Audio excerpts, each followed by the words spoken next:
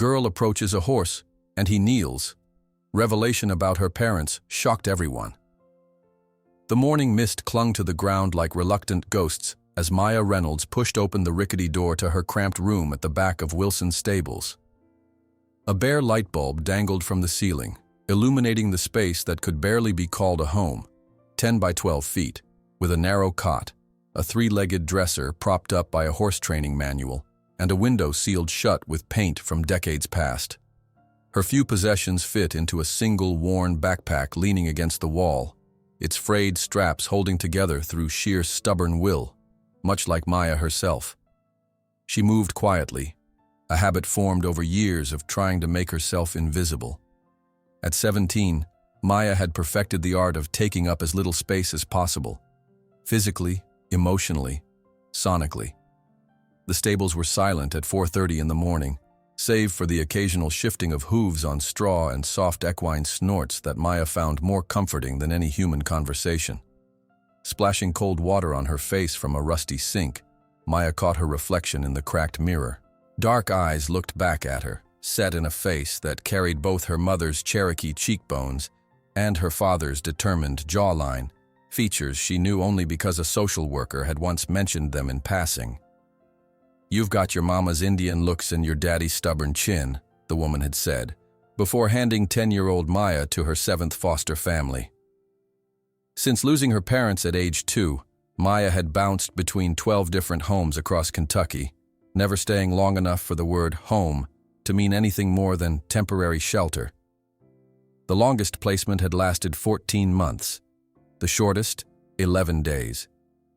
Now working for minimum wage at Wilson's second-tier racing stables in exchange for this storage room and extra shifts, Maya had finally found something resembling stability, even if it came with the bitter taste of exploitation.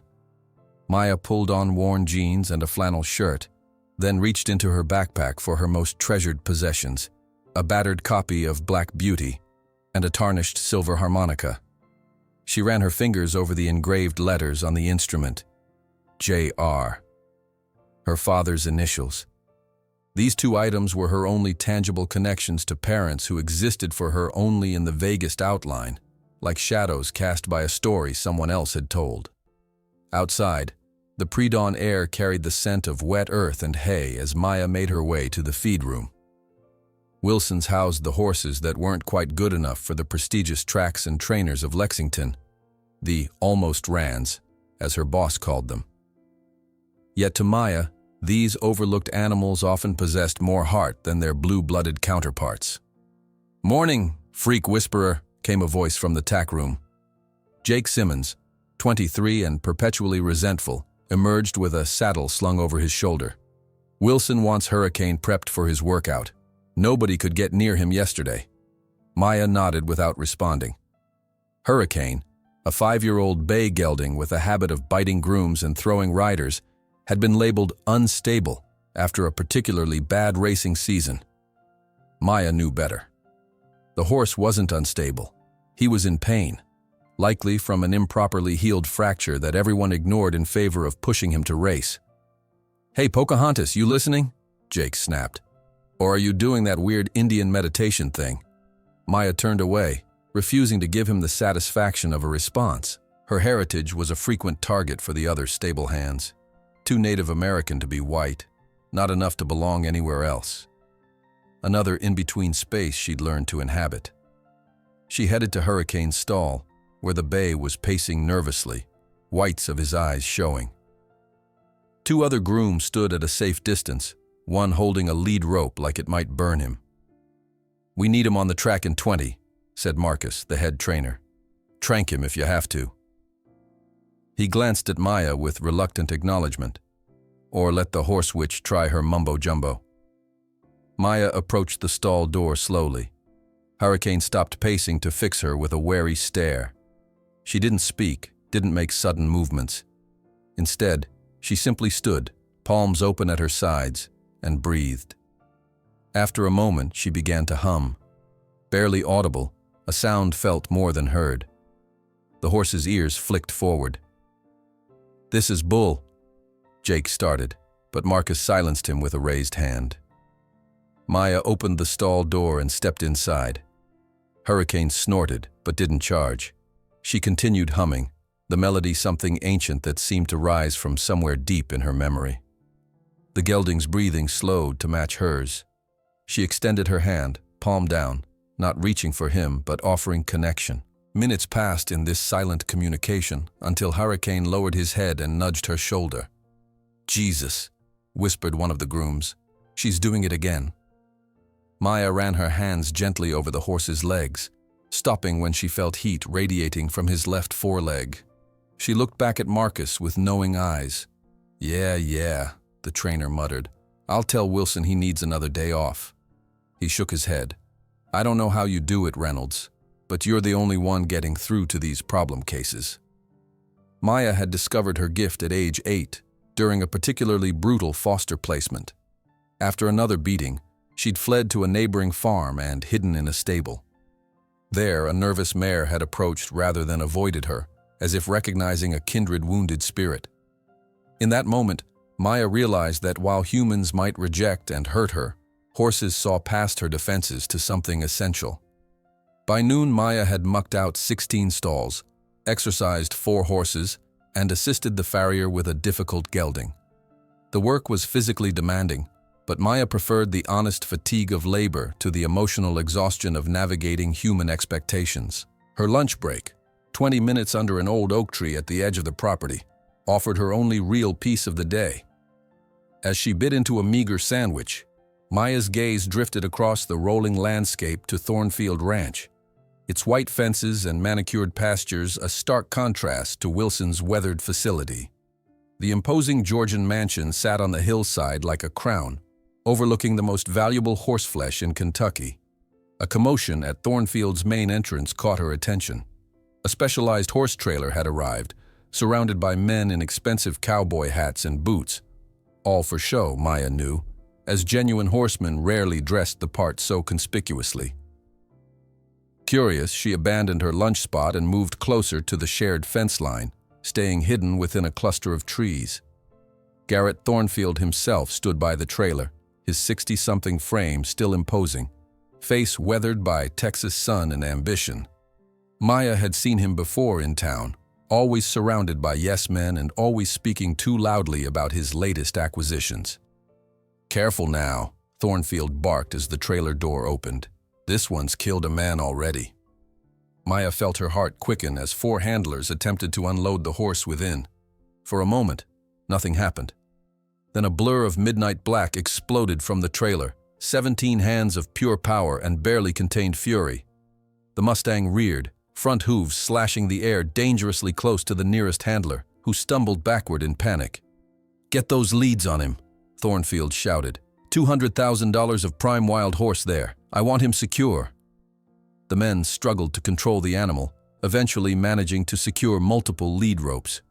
Even restrained, the Mustang radiated defiance, his coat gleaming obsidian in the midday sun, muscles rippling beneath like living darkness.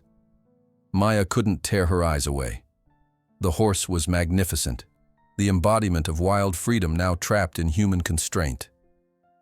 As they forced the Mustang toward a reinforced enclosure, Maya noticed the scars on his legs and flanks, evidence of previous training methods. The horse's eyes, though, struck her most powerfully. They weren't crazed or vicious as the handlers clearly believed. They were terrified, intelligent, and heartbreakingly aware. "He's not wild," she whispered to herself. "He's just terrified." Later that afternoon, Maya was reprimanded for returning late from lunch. The penalty was 2 additional hours of unpaid work, pushing her 16-hour day to 18. By the time she finished, darkness had fallen, and her body ached with fatigue. Yet instead of taking the direct path back to her room, Maya found herself drawn toward Thornfield Ranch again. The property was largely quiet now, the day's spectacle concluded. Security lights illuminated the special enclosure where the black Mustang had been placed. Maya slipped through the shadows until she reached the edge of the property, finding a spot where she could observe without trespassing. The Mustang paced the perimeter restlessly, his movements speaking of contained energy and deep distress. Even from a distance, Maya could see the white foam at his nostrils and the sweat darkening his coat despite the cool evening. The day's training session had clearly been brutal. On impulse, Maya reached into her pocket and withdrew the silver harmonica. She hadn't planned to play, hadn't actually played for anyone in years, but something about the Mustang's isolated suffering resonated with a place deep inside her. She raised the instrument to her lips and began a soft, plaintive melody. The notes hung in the night air, a bluegrass tune that seemed to emerge from her fingers without conscious thought. The Mustang's ears flicked in her direction. His pacing slowed. Maya continued playing, her body still except for the gentle movement of her fingers across the instrument. A few stable hands lingering near the barns paused in their work, turning toward the unexpected music. But Maya was focused entirely on the Mustang, who had stopped pacing altogether and was now facing her direction, his powerful body completely still save for his breathing. The melody shifted, becoming something older, a Cherokee lullaby Maya somehow knew without ever having been taught. The Mustang took a step toward her, then another. The distance between them gradually decreased until the magnificent animal stood just meters from the fence, his dark eyes fixed intently on Maya. In that moment, something passed between them, a recognition transcending species. The Mustang's gaze held intelligence, curiosity, and perhaps a flicker of something Maya hadn't seen in those eyes before. Hope. Then, to the astonishment of everyone watching, the powerful animal lowered his head and bent one front leg, as if bowing before her. "My God," murmured one of the stable hands who had wandered closer. "In 15 years working with horses, I've never seen anything like that." Maya felt tears sliding silently down her cheeks as she lowered the harmonica. She understood with sudden clarity that this wasn't coincidence or chance. This meeting held purpose. "I see you," she whispered to the Mustang, her voice carrying on the night breeze. "And you're not alone." The stable hand's words hung in the night air as Maya wiped the tears from her cheeks. For a moment she and the Mustang remained locked in silent communion, two broken souls recognizing something familiar in each other. Then, as quickly as the connection had formed, it was interrupted by the harsh beam of a flashlight cutting through the darkness. "Hey, what are you doing there?" A security guard's voice shattered the moment. Maya quickly pocketed her harmonica and melted into the shadows, her heart pounding as she made her way back to Wilson's property. That night, sleep eluded her. The image of the Mustang bowing before her replayed in her mind, along with the inexplicable familiarity of the melody that had flowed from her fingers. By 4:30 the next morning, Maya had already decided to adjust her routine. "I need to change my hours," she told Marcus as they distributed feed buckets before dawn. "I can come in earlier if I can leave by 5 instead of 7. Marcus raised an eyebrow. "Taking night classes now?" "Something like that," Maya replied, avoiding his gaze. "I'll run it by Wilson," he said with a shrug. "You do twice the work of Jake anyway, so I doubt he'll mind." By that afternoon, Maya had permission to modify her schedule. The change would give her precious time to visit Thornfield Ranch before darkness fell completely. As she finished her shift, she carefully tucked Black Beauty into her back pocket, its pages worn soft from countless readings. The late afternoon sun cast long shadows across the Kentucky landscape as Maya made her way to the same spot where she'd connected with the Mustang the previous night. The security guard was nowhere to be seen, but she remained cautious, staying hidden behind a cluster of trees near the property line. The Mustang stood in the far corner of his enclosure, head low but alert. Unlike yesterday, today he was alone. The trainers apparently finished with their session. Maya could see fresh welts on his flanks, evidence of whips and harsh handling. Her jaw tightened with anger, but she forced herself to breathe deeply, knowing that approaching with rage would only transfer that energy to the animal. Instead of playing the harmonica immediately, Maya settled against a tree trunk and pulled out her copy of Black Beauty. The Mustang's ears pricked forward at the sound of pages turning, his attention caught by this unexpected human behavior. "My doctrine is this," Maya read aloud, her voice just loud enough to carry across the distance between them, "that if we see cruelty or wrong that we have the power to stop and do nothing, We make ourselves sharers in the guilt. The Mustang took a step forward, then another, his ears fixed on her voice. Maya continued reading, turning pages slowly, never looking directly at him, but acutely aware of his gradual approach. By the time she finished the chapter, the magnificent animal stood much closer to the fence than when she'd begun. "I think you understand more than they realize," she said softly, finally looking up at him. "I'll come back tomorrow." Maya kept her promise. The next day she arrived with an apple secreted in her pocket, not as a bribe, but as an offering. She established a ritual. First, she would play her harmonica, the same bluegrass melodies and Cherokee lullabies that had first caught the Mustang's attention. Then she would read from Black Beauty, her voice steady and calm. Finally, she would simply sit in silence, allowing her peaceful presence to communicate what words could not. The Mustang, whom she had heard Thornfield's men call Midnight Storm, became increasingly receptive to these visits. By the fifth day, he would approach the fence as soon as she appeared, standing just a few feet away while she read. He never took the apple pieces she occasionally left on the fence post, but she didn't mind. This wasn't about forcing interaction, but building trust. One afternoon, as Maya read a particularly moving passage about the protagonist horse's longing for freedom, she noticed Dr. Thompson, the local veterinarian, observing from a distance. When she finished the chapter, he approached slowly, respecting the careful atmosphere she had created. "I've been watching you for a few days now," he said, his weathered face thoughtful beneath salt and pepper hair. "What exactly are you doing with him?" Maya closed her book, suddenly self-conscious. "Nothing really, just showing him that not all humans want something from him." Dr. Thompson nodded, studying Midnight Storm with professional interest. "I've never seen him this calm. Thornfield's trainers can't get within 10 feet without him charging or retreating." "They approach with fear and dominance," Maya replied. "He just reflects what he receives." "You work at Wilson's, don't you?" Thompson asked. When Maya nodded, he continued, "You have a remarkable gift. Your approach reminds me of—" He hesitated, then seemed to think better of completing the thought. "Well, it's refreshing to see in this racing-obsessed county." As Dr. Thompson walked away, Maya felt a strange mix of pride and unease. She didn't want attention, but something about the veterinarian's approval felt validating in a way she rarely experienced. At Wilson's, Maya's reputation continued to evolve. While Jake and some others doubled down on their mockery, "There goes the horse-whispering squaw," they'd mutter when she walked by. Others began to show grudging respect, especially after she successfully calmed a valuable mare who had been refusing to enter the starting gates. "Whatever voodoo you're doing, keep it up," Wilson himself told her after the mare's successful training session. "You save me money when these animals cooperate." Maya found his transactional view of her gift disturbing but said nothing. She needed this job, this room, this stability, precarious as it was. 2 weeks into her new routine with Midnight Storm, Maya arrived to find the Mustang agitated, pacing his enclosure. She quickly spotted the cause.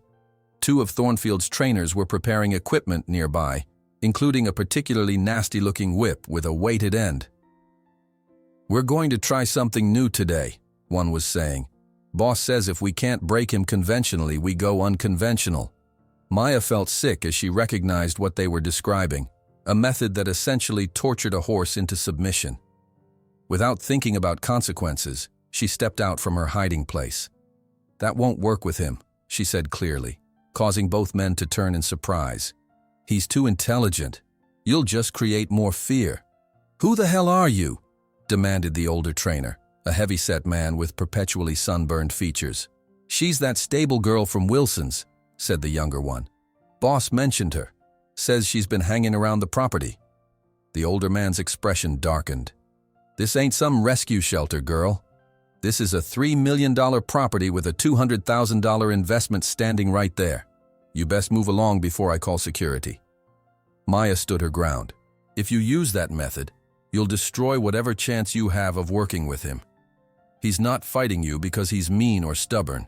He's fighting because he's terrified." "And what would you know about it?" the man sneered. "I know what it's like to be treated as something to be broken," Maya replied quietly. "But you don't need to be broken to be whole." Something in her tone gave the trainer pause. He studied her for a moment, then shook his head. "Get off this property, now, before I report you."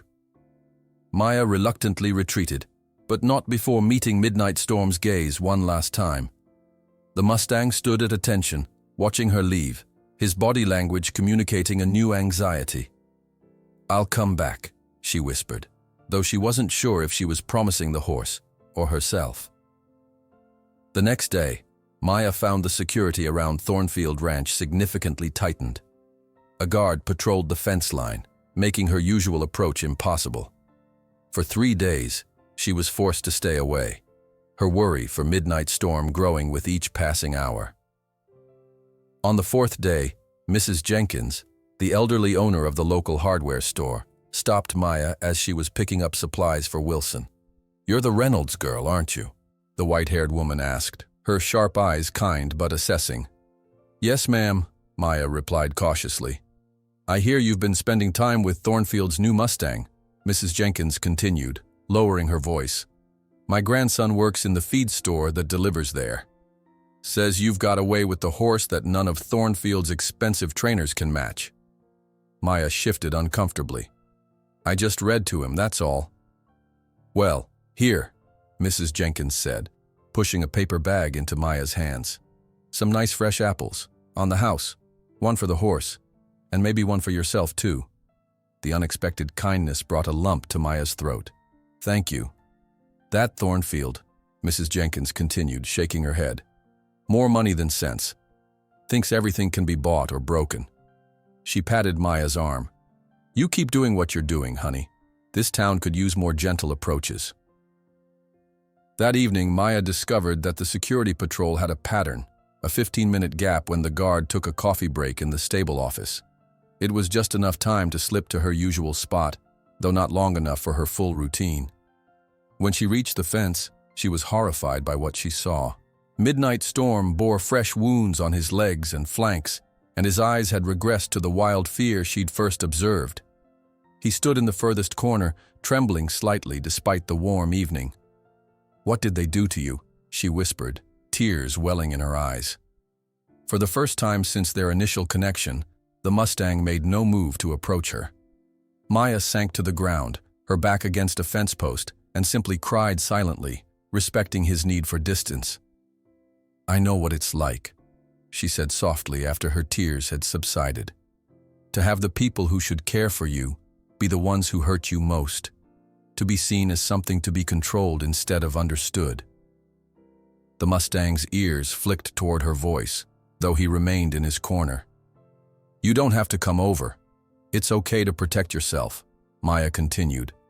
"I understand boundaries better than most." As twilight deepened into dusk, Maya reluctantly prepared to leave before the guard returned. "I'll try again tomorrow," she promised. As she stood, she noticed something unexpected. A single apple slice she'd placed on the fence post earlier was gone. Over the next few days, Maya and Midnight Storm engaged in a delicate dance of rebuilding trust. Some days he would approach the fence immediately. Others he would keep his distance, especially after particularly harsh training sessions with Thornfield's men. Dr. Thompson began timing his veterinary visits to coincide with Maya's, documenting the Mustang's behavior in his notebook. "I'm building a case," he told her one evening. "What they're doing isn't just ineffective, it borders on abuse." The word resonated with Maya, triggering memories of her own experiences in the foster system. "Will anyone care?" she asked. "He's just a horse to them, property." "Some will care," Thompson replied, his voice firm. "More than you might think." On the 12th day of their connection, something changed in Midnight Storm's demeanor. He began to display curiosity rather than just cautious acceptance, reaching his muzzle toward Maya's book as if interested in the object itself. When she played her harmonica, he would sometimes bob his head slightly in rhythm with certain songs. "You're becoming yourself again," Maya told him. "Whoever you were before humans tried to break you." That evening, as Maya prepared to leave, Midnight Storm did something unprecedented. Instead of remaining stationary as she walked away, he moved parallel to the fence, following her path until he reached the corner of his enclosure.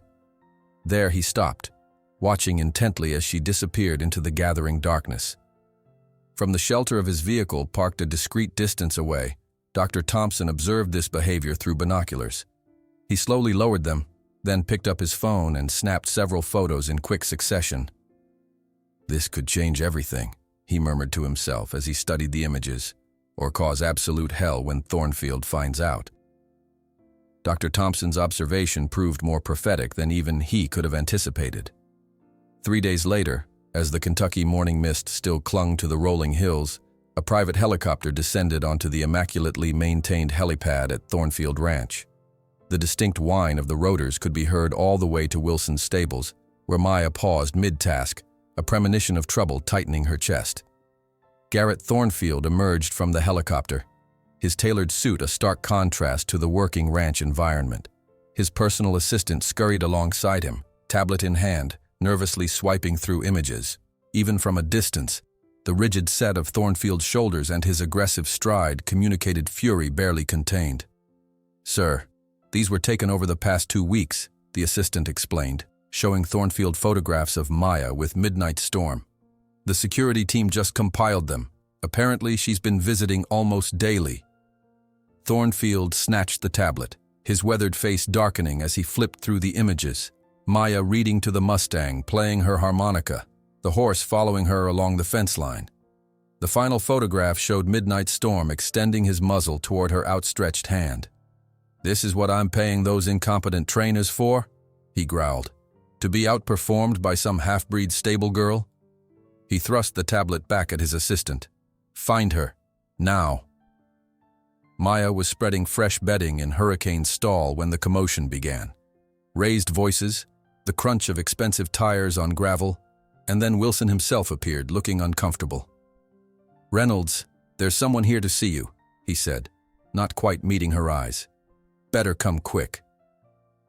Outside, Thornfield's black SUV gleamed in the morning sun, flanked by 2 security men in dark suits, jarringly out of place in the working stable yard.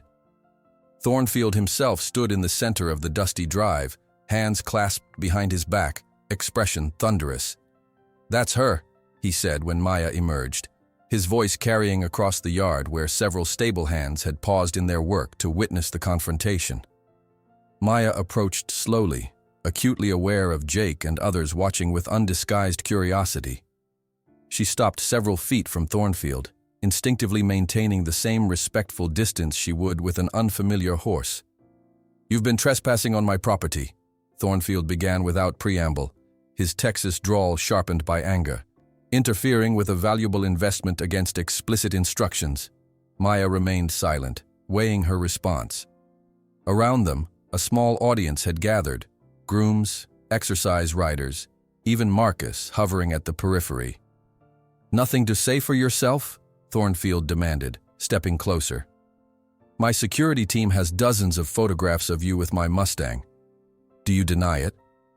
"No, sir," Maya replied quietly.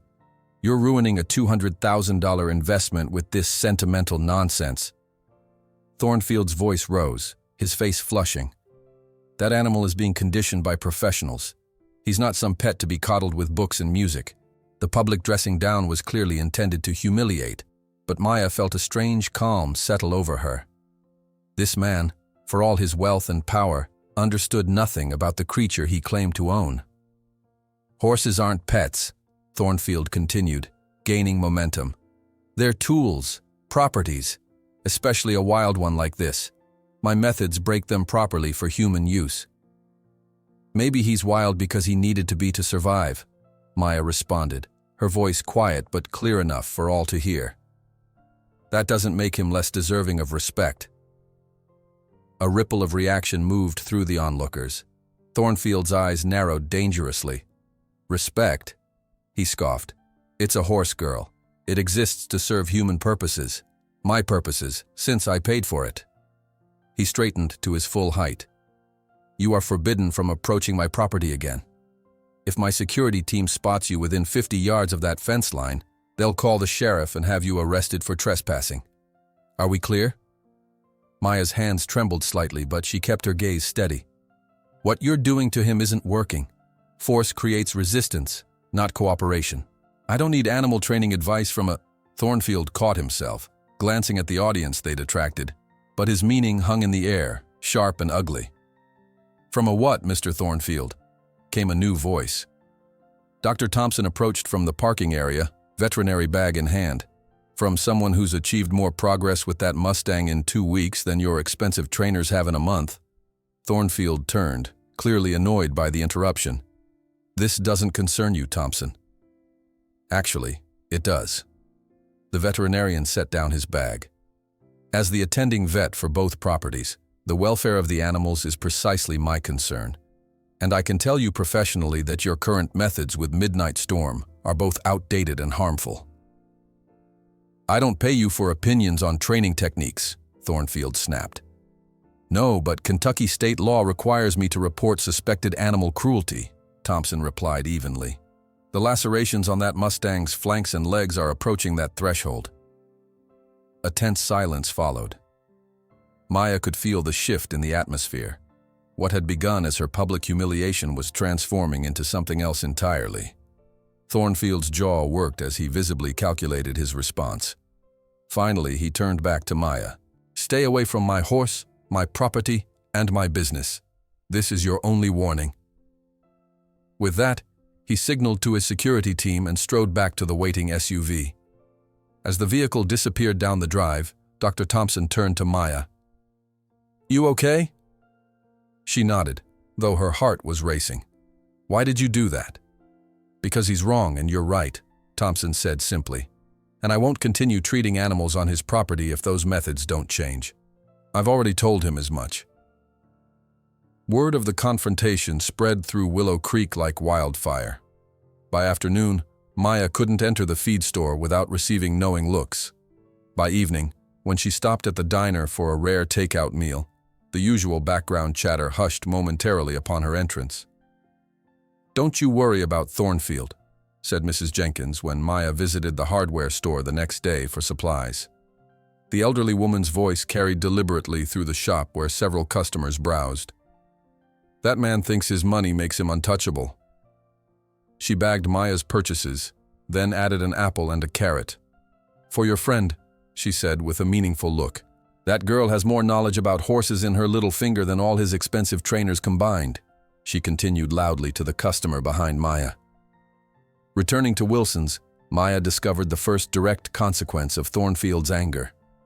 Wilson called her into his cluttered office, looking distinctly uncomfortable. Got to let you go, Reynolds, he said, shuffling papers on his desk to avoid meeting her eyes. Nothing personal. Because of Thornfield? Maya asked, though she already knew the answer. Wilson sighed. Look, he's got interests in half the racing operations in the county. One word from him and I lose access to training tracks, breeding rights, you name it. He finally looked up. I'm sorry, kid. You're good with the horses, but I can't afford to cross him. When? The single word was all Maya could manage. End of the week, Wilson replied. And Peterson says Thornfield's people spoke to him too, about your room arrangement. Maya felt the floor shift beneath her. Not just her job, but her home. The closest thing to stability she'd found in years, gone in an instant. She spent that evening sitting on her narrow cot, taking inventory of her possessions. Everything still fit in her worn backpack, the physical testament to a life lived on the margins, always one decision away from homelessness. For 3 days, Maya tried to secure work at other stables in the area, but each conversation ended the same way. Awkward apologies and averted eyes. By the 4th day, she understood the full extent of Thornfield's influence. She'd been effectively blacklisted throughout the county. Despite the threat of trespassing charges, Maya couldn't abandon Midnight Storm. She began visiting Thornfield Ranch at odd hours, using back routes and natural cover. Tommy, a young groom who'd always been kind to her, became an unexpected ally, forgetting to lock certain gates and informing her about security patrol schedules. He's not eating right, Tommy told her during one clandestine meeting behind the feed store. stands at the fence looking in the direction you used to come from. They're getting frustrated, pushing harder with the training. One evening, as a spring storm rolled across the Kentucky hills, Maya made her way to Thornfield Ranch through pouring rain. Soaked to the skin, she found Midnight Storm in a state of panic, running the perimeter of his enclosure, eyes wild with fear. The thunder had triggered something primal in him, perhaps memories of being chased during his capture. Lightning split the sky, followed by a deafening crack of thunder. The Mustang reared in terror, nearly crashing into the fence in his frenzy. Without conscious thought, Maya made a decision that crossed the line from trespassing to something far more serious. She slipped under the bottom rail of the fence, entering the enclosure for the first time. The rain pelted down, plastering her clothes to her body as she moved to the center of the large paddock. She didn't approach the Mustang, didn't call to him or make any attempt to catch him. Instead, she simply sat down cross-legged in the mud, making herself small, vulnerable, her back to the frantic animal. Midnight Storm continued his panicked circuit for several minutes before registering the human presence in his space. He stopped abruptly, nostrils flared, sides heaving with exertion and fear. Maya remained perfectly still, eyes downcast, presenting no threat. The Mustang snorted, pawing the ground nervously. Then, cautiously, he began to circle her. Each pass brought him slightly closer, his curiosity gradually overcoming his fear. Maya could feel the ground vibrate with each hoof fall, could smell his sweat and feel his breath when he drew near enough. After what seemed an eternity, Midnight Storm stopped directly in front of her. Maya slowly raised her head, meeting his gaze. Rain streamed down both their faces, creating an odd symmetry. With infinite patience, she raised one hand, palm up, not reaching for him, merely offering connection. The Mustang stretched his neck, nostrils fluttering as he caught her scent. Then, in a moment that seemed to suspend time itself, he lowered his muzzle and touched her palm with his velvet-soft nose. Neither moved for several heartbeats. Then Maya began to hum softly, the same Cherokee lullaby that had first drawn him to her. The Mustang's ears flicked forward, his eyes softening as the familiar melody reached him through the storm. Unknown to either, Dr. Thompson had arrived to check on the ranch's animals during the severe weather. From the shelter of his truck, he watched the extraordinary scene unfold. The girl sitting calmly in the pouring rain, the supposedly untamable Mustang voluntarily touching her, their connection forming a tableau of trust that defied conventional wisdom. "My God," he whispered, reaching for his phone to document what he was witnessing. "He's chosen her." In the safety of his vehicle, as rain lashed the windshield, the veterinarian didn't notice the ranch's security guard also photographing the scene from the shadow of the barn, a malicious smile spreading across his face as he typed a message to his employer. The security guard's smile disappeared into the darkness as he pocketed his phone, leaving Dr. Thompson and Maya unaware of the storm brewing beyond the rain. For several minutes, Maya remained still, her hand connected to Midnight Storm's muzzle, their shared moment creating an island of calm amidst the tempest. When she finally stood, moving with deliberate slowness, the Mustang stepped back, but didn't flee. Progress, fragile but real. The next morning, Maya awoke to pounding on her door. Peterson, the old caretaker, stood outside with reddened eyes and a crumpled paper in his hand. "They're kicking me out too," he said, voice breaking. 30 years I've worked this land, and Thornfield's giving me 1 week to clear out because I let you stay." Maya's stomach dropped. "I'm so sorry. This is my fault." "No," Peterson interrupted firmly. "It's his fault. Man's used to buying and breaking everything he wants." He hesitated. "But you've got till end of day. They're sending someone to change the locks tomorrow." 3 hours later, Maya stood in Wilson's office for the last time, receiving her final paycheck, noticeably lighter than it should have been. "Deductions for room and board," Wilson explained with an uncomfortable shrug. "Company policy." "The room I'm being evicted from?" Maya asked quietly. Wilson looked away. "Nothing personal, Reynolds. Just business. Maya walked out with her backpack and $372, her entire net worth. She sat at the bus stop, counting the worn bills twice, calculating how far she could get. Louisville? Cincinnati? Each option meant abandoning Midnight Storm to Thornfield's brutal methods. There you are. Mrs. Jenkins's voice startled her from her calculations. The elderly woman approached, leaning heavily on her cane. Been looking all over for you, child. Mrs. Jenkins, Maya acknowledged, quickly wiping her eyes. I was just running away? The old woman settled beside her on the bench. That's exactly what Thornfield wants, to drive you out so he can continue his foolishness without interference. Maya looked down at her meager funds. I don't have much choice. I've lost my job and my room. Nonsense. Mrs. Jenkins waved her hand dismissively. My daughter's old room above the hardware store has been empty since she moved to Louisville 3 years ago, just gathering dust. She fixed Maya with a penetrating look. It's yours if you want it. Maya blinked in surprise. I can't accept that. Why not? I need help with inventory anyway. These old eyes can't read those tiny product numbers anymore. She tapped Maya's knee with her cane. Fair exchange. Room for work. Nothing charitable about it. The unexpected kindness brought tears to Maya's eyes. Why would you help me? Mrs. Jenkins's expression softened. Because 30 years ago, another young woman with Cherokee features helped me when my Thomas was killed in that mining accident. Left me with 3 children and this store. She gazed across the town square. This community takes care of its own, even if some have forgotten that.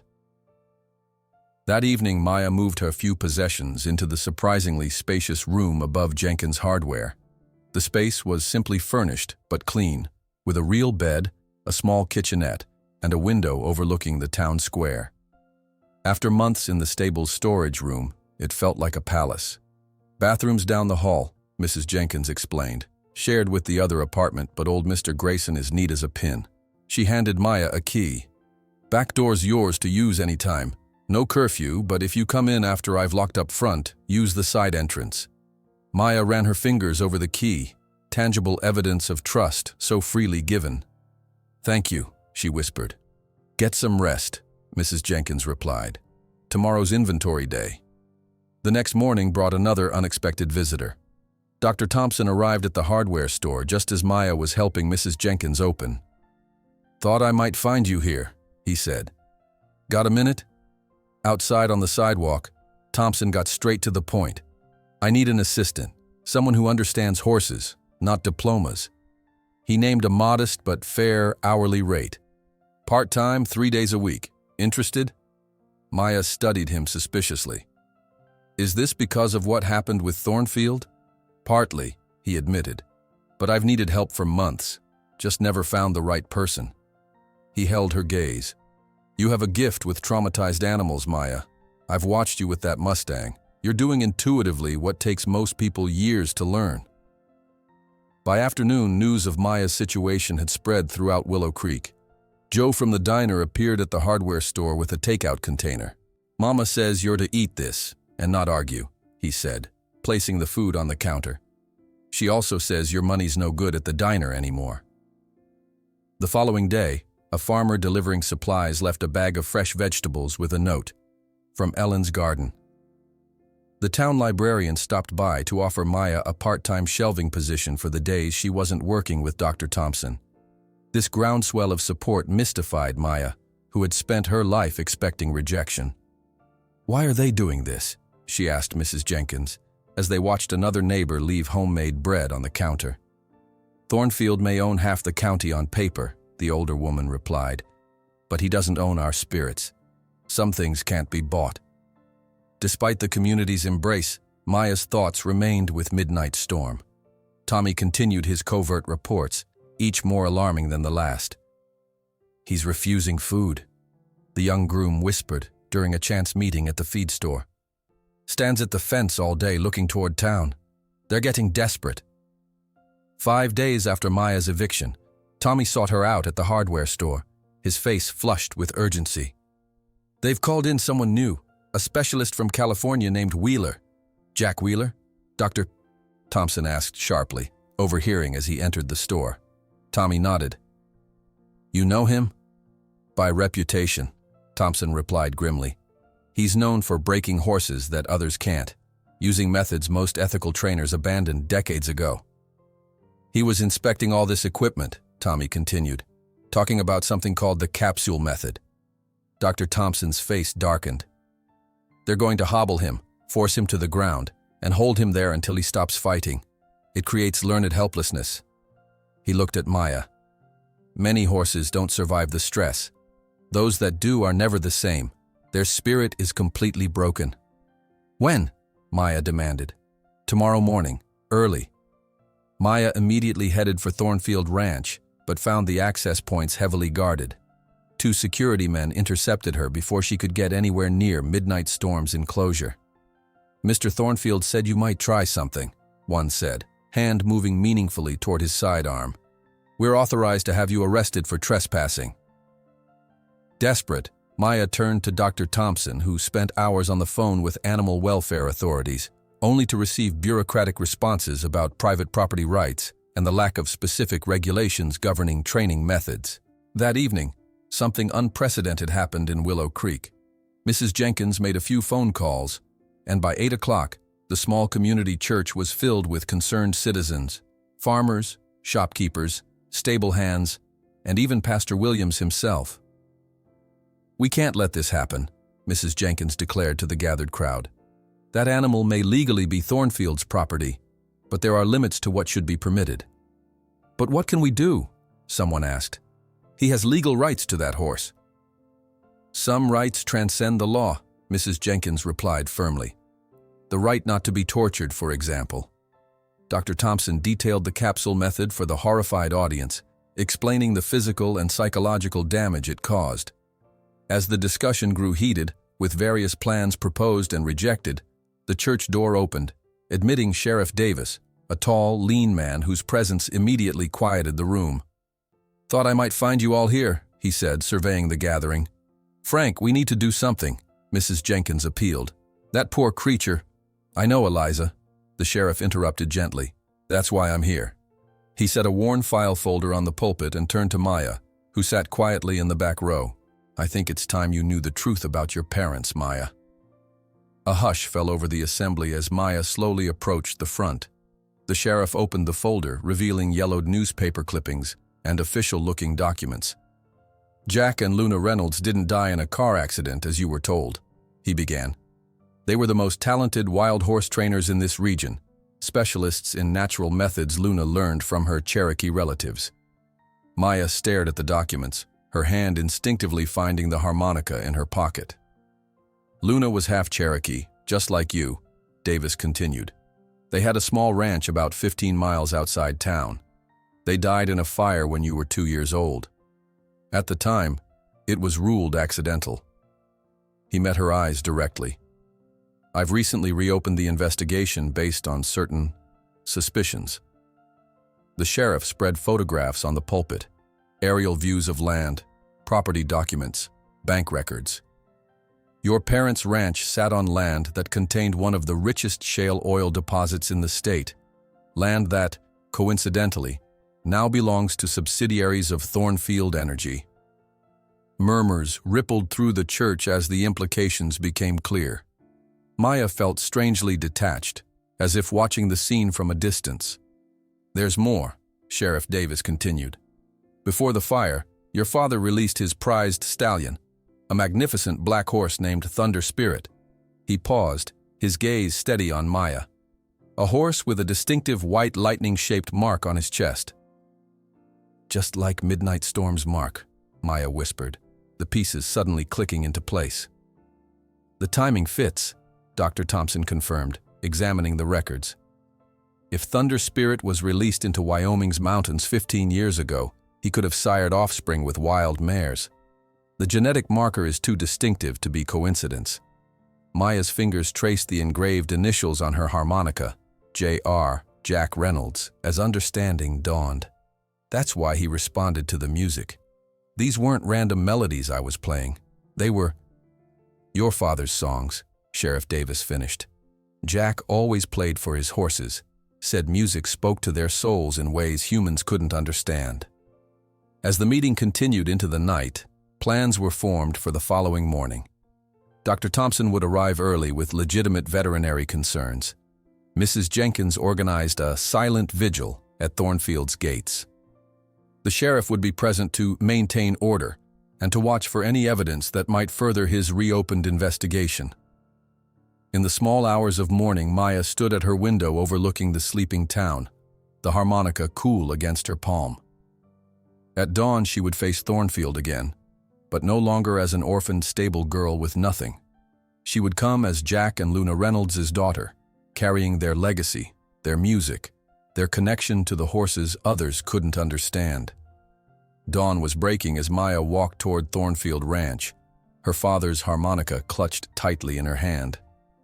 It's not coincidence that Thunder Spirit's son found his way back to me exactly 15 years after the fire, she whispered to the wind, feeling for the first time not just the weight of loss, but the strength of a legacy she never knew she carried. The first rays of dawn painted the Kentucky hills in watercolor hues of amber and rose as Maya approached the gates of Thornfield Ranch. The harmonica in her hand seemed to pulse with newfound significance, no longer just a cherished relic but a bridge connecting her to parents she'd never truly known. Around her, the small gathering from Willow Creek stood in silent solidarity. Mrs. Jenkins with her cane planted firmly in the soft earth, Dr. Thompson checking his medical bag with deliberate movements, and a dozen others forming a human barrier of quiet resolve. Sheriff Davis arrived in his patrol car, nodding solemnly to Maya as he stepped out. "Remember," he said quietly, "our goal is to prevent cruelty, not create confrontation. Let me handle Thornfield if possible." Activity inside the ranch had already begun despite the early hour.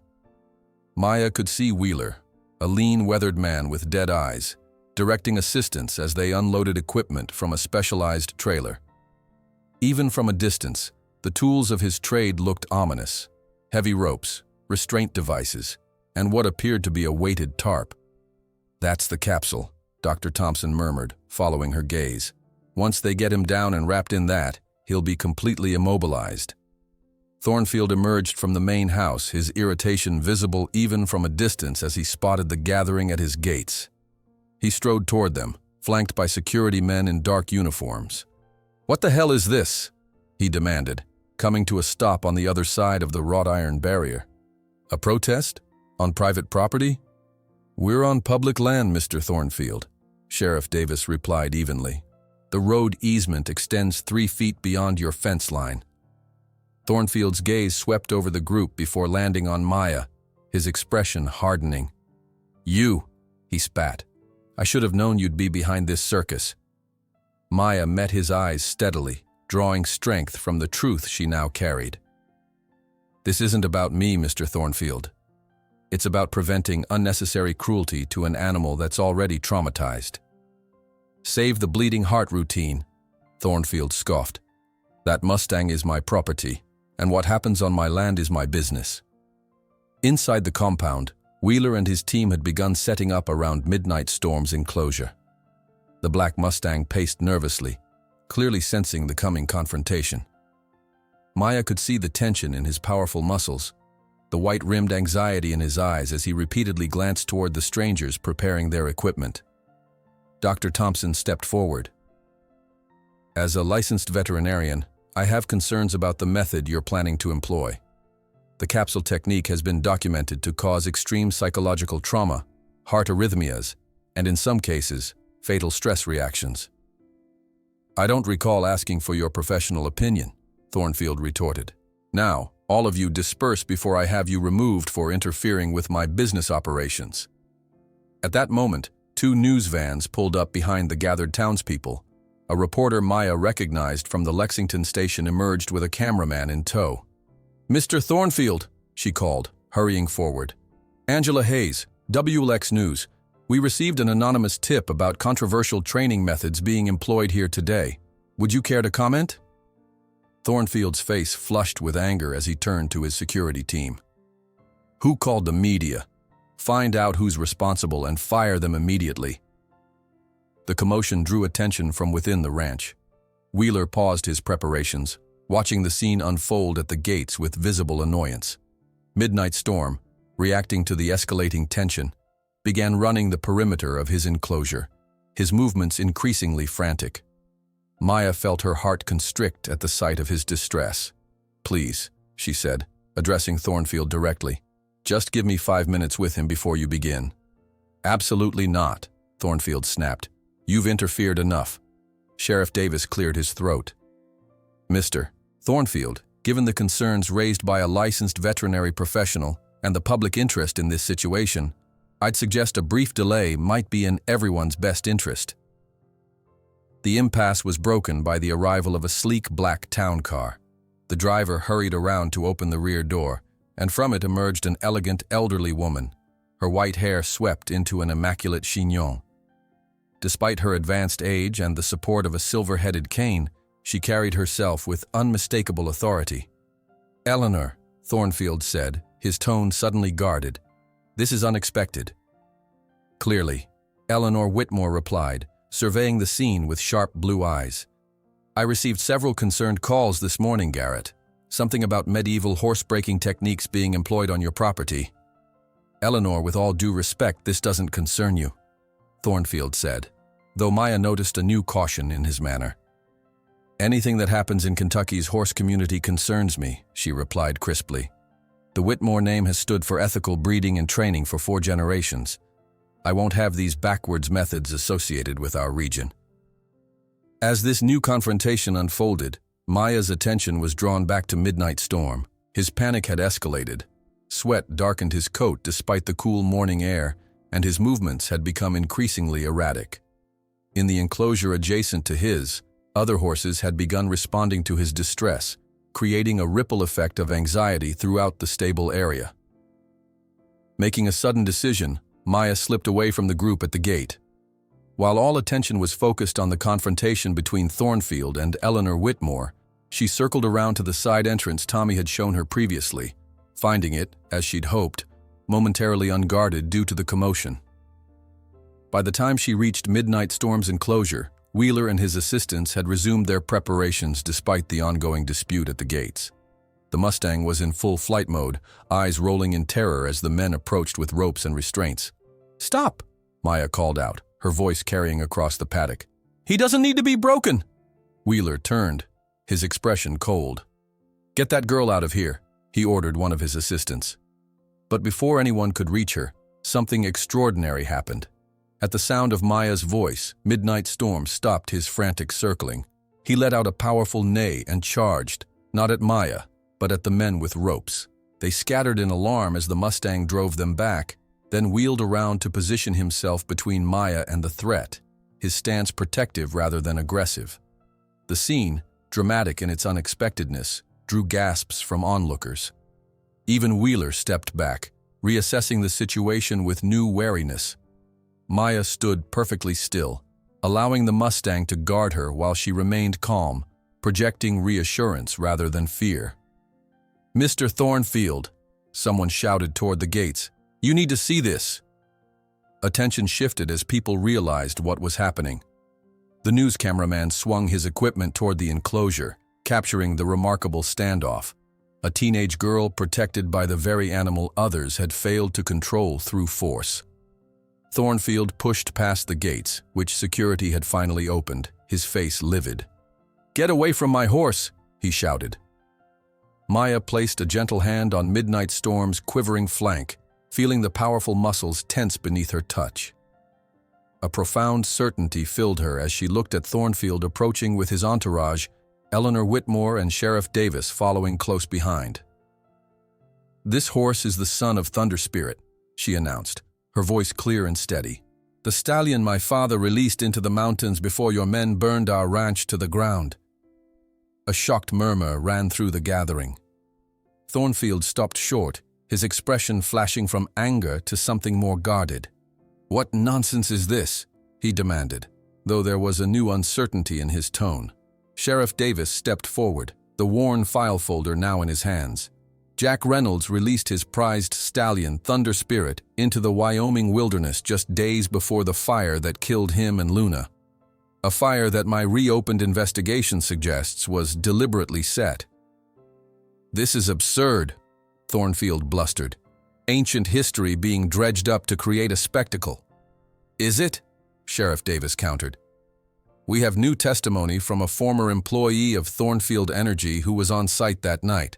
And the timing is certainly interesting. The fire occurred just days after Jack Reynolds refused your final offer to buy the land." Eleanor Whitmore's eyes narrowed as she studied Midnight Storm, then Maya. "The markings," she said quietly. "I remember Thunder Spirit from the Quarter Horse Championships in '98. That distinctive lightning pattern on the chest is remarkably similar." "Genetic markers don't lie, Doctor," Thompson added, having joined the group. "And neither does behavior. The way this Mustang responded to Maya's harmonica, the same instrument her father used in his training, can't be dismissed as coincidence." Throughout this exchange, Midnight Storm remained positioned protectively near Maya, his earlier panic transformed into alert vigilance. He watched the humans with intelligent wariness, but no longer showed signs of the blind terror that had gripped him minutes before. When Maya softly touched his neck, his ear flicked back to catch the sound of her breathing, a subtle acknowledgement of their connection. "Land that you wanted, Mr. Thornfield," Maya said, meeting his gaze directly, "and took at the cost of their lives." Thornfield's expression hardened into a mask. "You can't prove any of this," he said, though his voice lacked its usual confidence. "And it doesn't change the fact that this horse is legally mine. I paid for him. I have the documentation." "About that," Dr. Thompson interjected, "I've been reviewing the BLM capture records. There are significant irregularities in the documentation for this particular Mustang. He was removed from a protected area where roundups weren't authorized." The atmosphere had shifted palpably. What had begun as a confrontation over training methods had expanded into something far more damning. Thornfield's eyes darted between the faces surrounding him. The sheriff with his reopened investigation, the legendary Eleanor Whitmore with her immense influence in the horse world, the media capturing every moment, and most troublingly, Maya Reynolds, with her hand resting easily on the neck of the very animal his men couldn't approach without risk of injury. Eleanor Whitmore tapped her cane decisively on the ground. "I've seen enough," she announced. "Garrett Thornfield, you dishonor our state and our tradition." She turned toward the reporters. "I am prepared to purchase this horse for twice what Mr. Thornfield paid, with the condition that he be immediately released to Miss Reynolds's care." The offer hung in the air, both financial lifeline and moral condemnation. Thornfield's jaw worked as he calculated his options, visibly recognizing the trap closing around him. With cameras recording his every reaction and the weight of public opinion already turning against him, his choices were limited. "Fine," he finally spat. "Take the damn horse." His eyes narrowed as he looked at Maya. "But this doesn't end here." Without another word, he turned and stalked back toward the main house, his security team trailing behind. As the morning sun rose fully over the Kentucky hills, Maya stood with her hand on Midnight Storm's neck, her father's harmonica in her pocket, and the first tendrils of justice beginning to unfurl after 15 years of silence.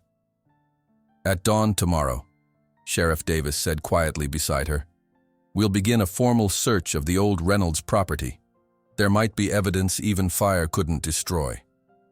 As dawn broke the following morning, while Maya walked toward the small parcel of land that would become the foundation of her sanctuary, she found an anonymous envelope in her mailbox containing a yellowed photograph of her parents with a newborn black foal. On the back, written in trembling handwriting, "Some secrets cannot be buried forever, not even with all the money in the world." Maya's fingers tightened around the yellowed photograph, her eyes tracing the faces of the parents she had never known. Her mother's Cherokee features mirrored her own, while her father's gentle smile seemed to reach across time. Between them stood a newborn black foal with a distinctive white marking on his chest, Thunder Spirit as a colt, unmistakably the sire of Midnight Storm. The trembling handwriting on the back confirmed what she now knew in her bones. Her parents' death had been no accident. The morning dawned crisp and clear as workers at Thornfield Ranch prepared for the controversial procedure. Inside the specially reinforced enclosure, Midnight Storm paced anxiously, his nostrils flaring at the unfamiliar equipment being assembled nearby. The Mustang's muscles rippled beneath his gleaming black coat as he tracked the movements of Wheeler's assistants, who kept a respectful distance while arranging ropes, restraints, and a heavy canvas tarp. Jack Wheeler inspected each piece of equipment methodically, his weathered face betraying no emotion. "We'll need to work quickly," he instructed his team. "Once we start, there's no stopping until he submits." At the main gates of Thornfield Ranch, a small but determined group had begun to gather. Dr. Thompson arrived first, his veterinary credentials ensuring he couldn't be turned away easily. Mrs. Jenkins followed shortly after, accompanied by several other townspeople whose faces showed quiet resolve rather than confrontational anger. "Remember," Mrs. Jenkins reminded the group, "we're here as witnesses, not protesters. Let the sheriff and the media do their jobs." Maya approached the gathering with Sheriff Davis beside her. The weight of the harmonica in her pocket felt like an anchor connecting her to the truth she now carried. News vans from 2 local stations had already positioned themselves strategically along the public access road, cameras ready to document whatever unfolded. Inside the ranch, Garrett Thornfield watched the assembling crowd from his office window, jaw clenched in frustration. "Get on with it," he barked into his phone. "I want that horse handled before this circus gets any bigger." Wheeler nodded to his assistants. "Let's move," he ordered, entering the paddock with practiced confidence, a specialized rope in his hands. Midnight Storm immediately retreated to the furthest corner, his ears pinned flat against his head, eyes showing whites in unmistakable fear. Outside, the security team had reluctantly opened the gates to allow Sheriff Davis and Dr. Thompson entry, though they blocked Maya and the others. "Private property," one guard stated flatly. "Mr. Thornfield says you can observe from the public road." "That Mustang is in acute distress," Dr. Thompson argued, medical bag in hand. "As the attending veterinarian, I need to document his condition." The standoff continued as Wheeler's team positioned themselves strategically around the enclosure. Their approach was coldly efficient. 2 men with long poles tipped with loops moving to cut off the Mustang's escape routes, while Wheeler himself held what looked like a weighted lariat.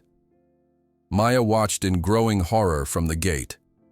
Midnight Storm's panic was escalating by the second, his breathing rapid, muscles trembling beneath his dark coat.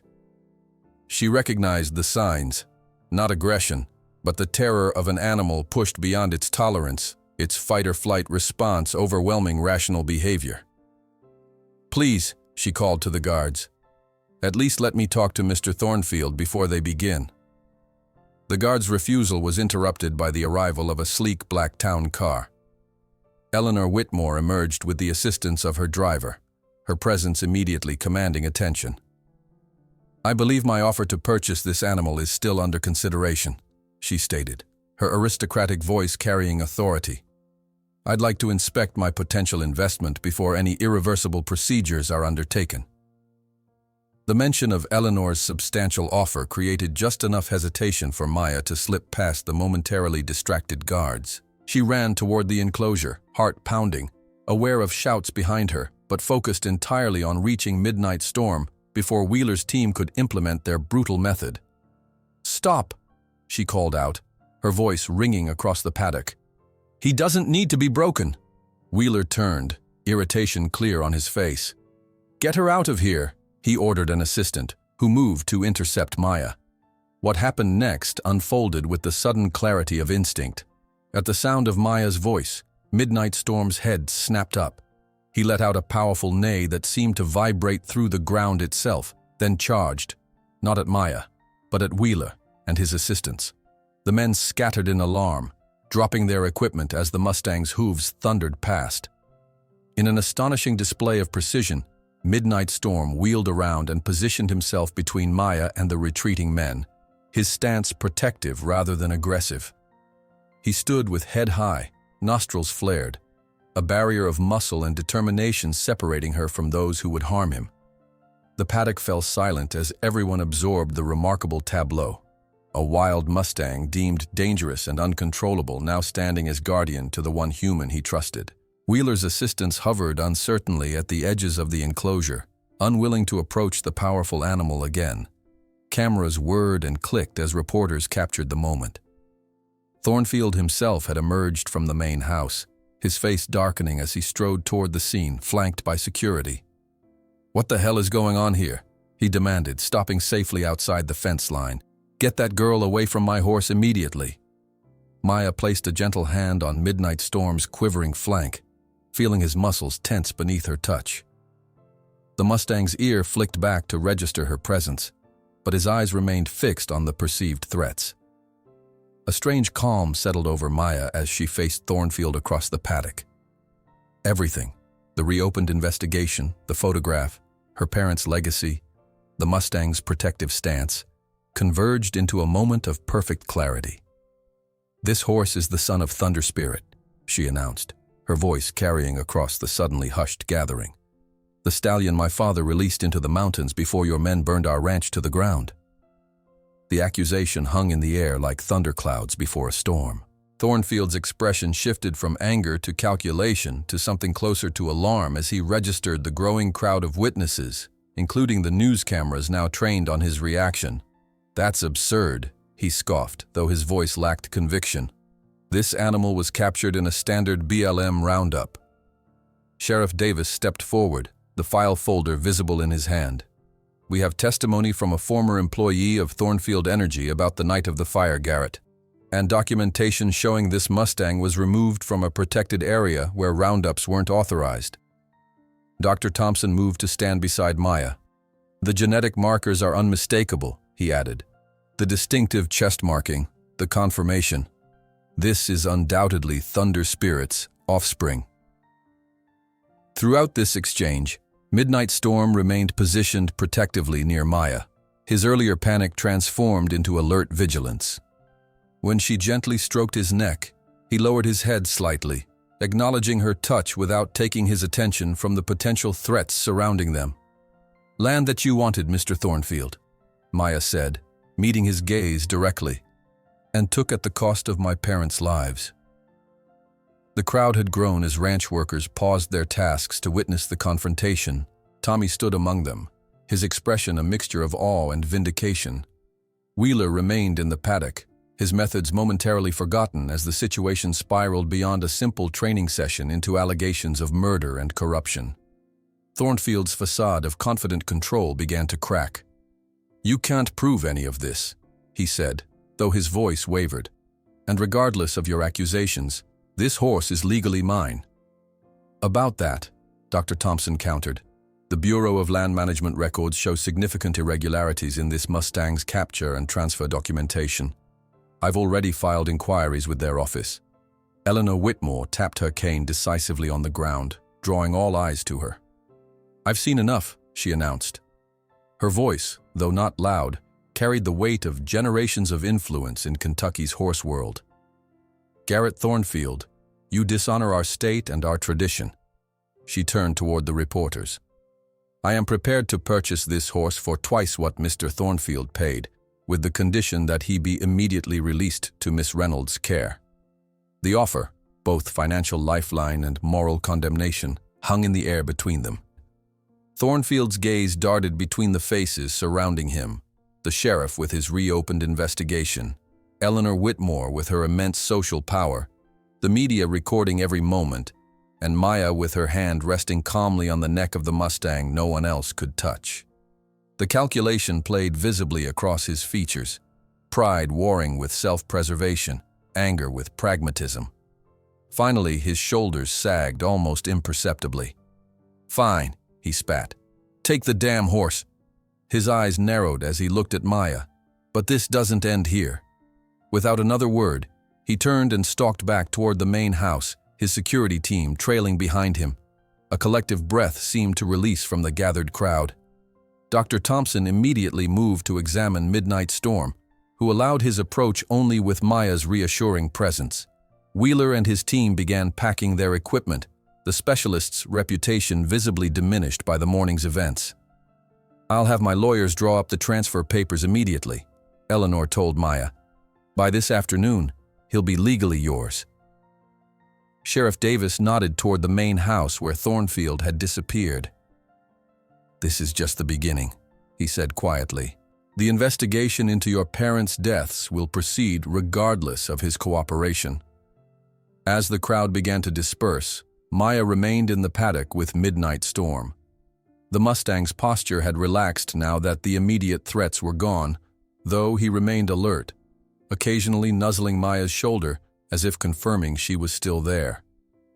"You're free," she whispered to him, running her hand along his powerful neck. "No more forcing, no more breaking." By afternoon, local news stations were broadcasting footage of the confrontation. The headlines appeared first on websites, then in special evening editions of the local paper. Mustang Unbreakable defends young woman against trainers, and Thornfield under investigation for historic ranch fire.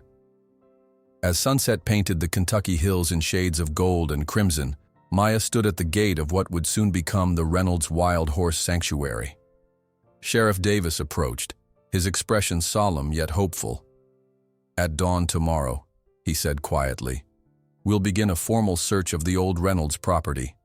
There might be evidence even fire couldn't destroy." Dawn broke over the hills, painting the old Reynolds land in amber and gold as Sheriff Davis's words hung in the morning air. Maya stood at the edge of what would soon become her sanctuary, watching as the first law enforcement vehicles arrived. The Mustang at her side shifted nervously at the sight of strangers, his ears flicking back and forth in cautious assessment. "It's okay," Maya whispered, placing a gentle hand on his neck. "They're here to help us." In the 24 hours since the confrontation at Thornfield Ranch, the world had shifted beneath Maya's feet. Eleanor Whitmore had moved with remarkable efficiency, her lawyers producing transfer documents by late afternoon. Midnight Storm now legally belonged to Maya Reynolds, the paperwork signed and notarized before sunset. Sheriff Davis approached, his expression cautiously optimistic. "My deputies will start at the original foundation. After 15 years, it's a long shot, but fire investigation techniques have advanced considerably since then." Maya nodded, unable to find words adequate for the moment. The sheriff seemed to understand, resting a weathered hand briefly on her shoulder before turning to direct his team. Dr. Thompson arrived minutes later, his truck kicking up dust along the old access road. "How's our boy doing this morning?" he asked, nodding toward Midnight Storm. "Unsettled," Maya replied. "Too many strangers in one place." The veterinarian studied the Mustang's body language, the slightly elevated head, the tense muscles beneath the gleaming black coat, the vigilant eyes tracking every movement. "That's to be expected. Let's move him to the temporary paddock we set up yesterday. Give him some distance from all this activity." As they led Midnight Storm to the hastily constructed enclosure at the edge of the property, Eleanor Whitmore's town car appeared on the horizon. The elderly matriarch emerged, surveying the scene with sharp eyes that missed nothing. "Good morning, Maya," she called, making her way toward them with the assistance of her cane. "I've brought some people you should meet." Behind her, 3 men in business attire exited a second vehicle, carrying portfolios and what appeared to be architectural drawings. "These gentlemen are from the Whitmore Foundation," Eleanor explained. "They specialize in equine rehabilitation facilities." While Eleanor and the foundation representatives discussed preliminary plans for the sanctuary, the sheriff's team meticulously combed through the charred remains of the original Reynolds home. By midday, local news vans had arrived, parking at a respectful distance, but clearly monitoring developments. "The media attention will help," Dr. Thompson noted as he joined Maya by Midnight Storm's paddock. "Thornfield has powerful friends, but he can't easily dismiss public scrutiny." As if summoned by the mention of his name, a sleek black SUV with tinted windows appeared on the road. It slowed as it passed the property, then continued without stopping. Maya didn't need to see through the darkened glass to know who was watching. "He's not giving up," she said quietly. "No, but neither are we," Thompson replied, his expression hardening as he watched the vehicle disappear around the bend. By late afternoon, the sheriff's methodical search yielded its first results. Maya was discussing feed suppliers with Eleanor when Davis approached, his expression carefully neutral. "We found something," he said, gesturing for Maya to follow. Behind the remains of the original barn, investigators had uncovered a metal box buried beneath what had once been a storage shed. The container, though scorched on the outside, had protected its contents. A collection of documents including land surveys, soil sample reports, and most significantly, a series of increasingly threatening letters from Thornfield Energy. The final letter is dated 3 days before the fire, Davis explained, carefully holding the paper in gloved hands. It explicitly states that if your father didn't sell, he would regret his stubbornness. Maya stared at the evidence, her throat tight with emotion. Will this be enough? Combined with our new witness testimony, it strengthens the case considerably, Davis replied. But Thornfield has resources and connections. This won't be a simple battle. As evening approached, Maya sat on an overturned feed bucket near Midnight Storm's enclosure, watching the investigation continue under portable lights. The Mustang stood nearby, occasionally nudging her shoulder as if offering comfort.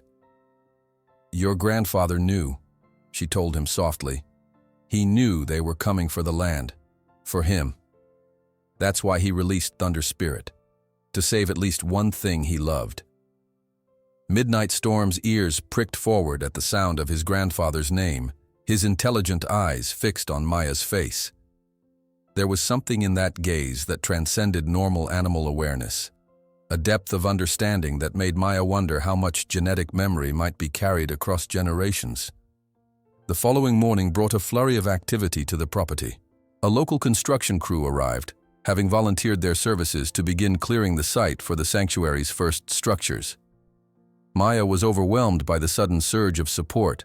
Farmers bringing excess lumber, a roofing company offering materials at cost, 3 retired carpenters showing up with tools and decades of experience. I don't understand, she confessed to Mrs. Jenkins, who had arrived with sandwiches for the workers. Why is everyone helping? Most of these people don't even know me. The elderly woman smiled, watching the community in action. Thornfield may own half the county on paper, but he never understood that ownership isn't the same as belonging. Your parents were beloved here. They helped folks without asking for anything in return, treated everyone with dignity regardless of their station. She patted Maya's hand. And now their daughter has returned, standing up to a bully many have feared for too long. How could we not help? By week's end, the headlines in both local and state newspapers had evolved from speculation to serious allegations. Magnate under investigation for historic ranch fire, and witnesses come forward in Reynolds' case reopening. National outlets had picked up the story, framing it as David versus Goliath, the orphaned Native American girl against the powerful oil baron who may have orchestrated her parents' deaths. Thornfield's public response was a terse statement through his legal team, calling the allegations baseless and opportunistic, while suggesting Maya was being manipulated by competitors jealous of his success. But behind the scenes, cracks were appearing in his carefully constructed empire. 3 major investors have pulled out of his latest development project, Eleanor informed Maya over tea in her temporary trailer on the property. And the Kentucky Horse Association board is reviewing his membership.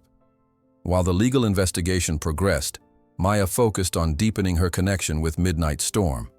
Each day revealed new dimensions to the Mustang's personality, his intelligence, his watchfulness, and most surprisingly, his sense of play that emerged as his trust in her solidified. One morning, Maya entered his paddock with a brush only to find him deliberately picking up a feed bucket with his teeth and dropping it at her feet, almost like a dog might bring a toy.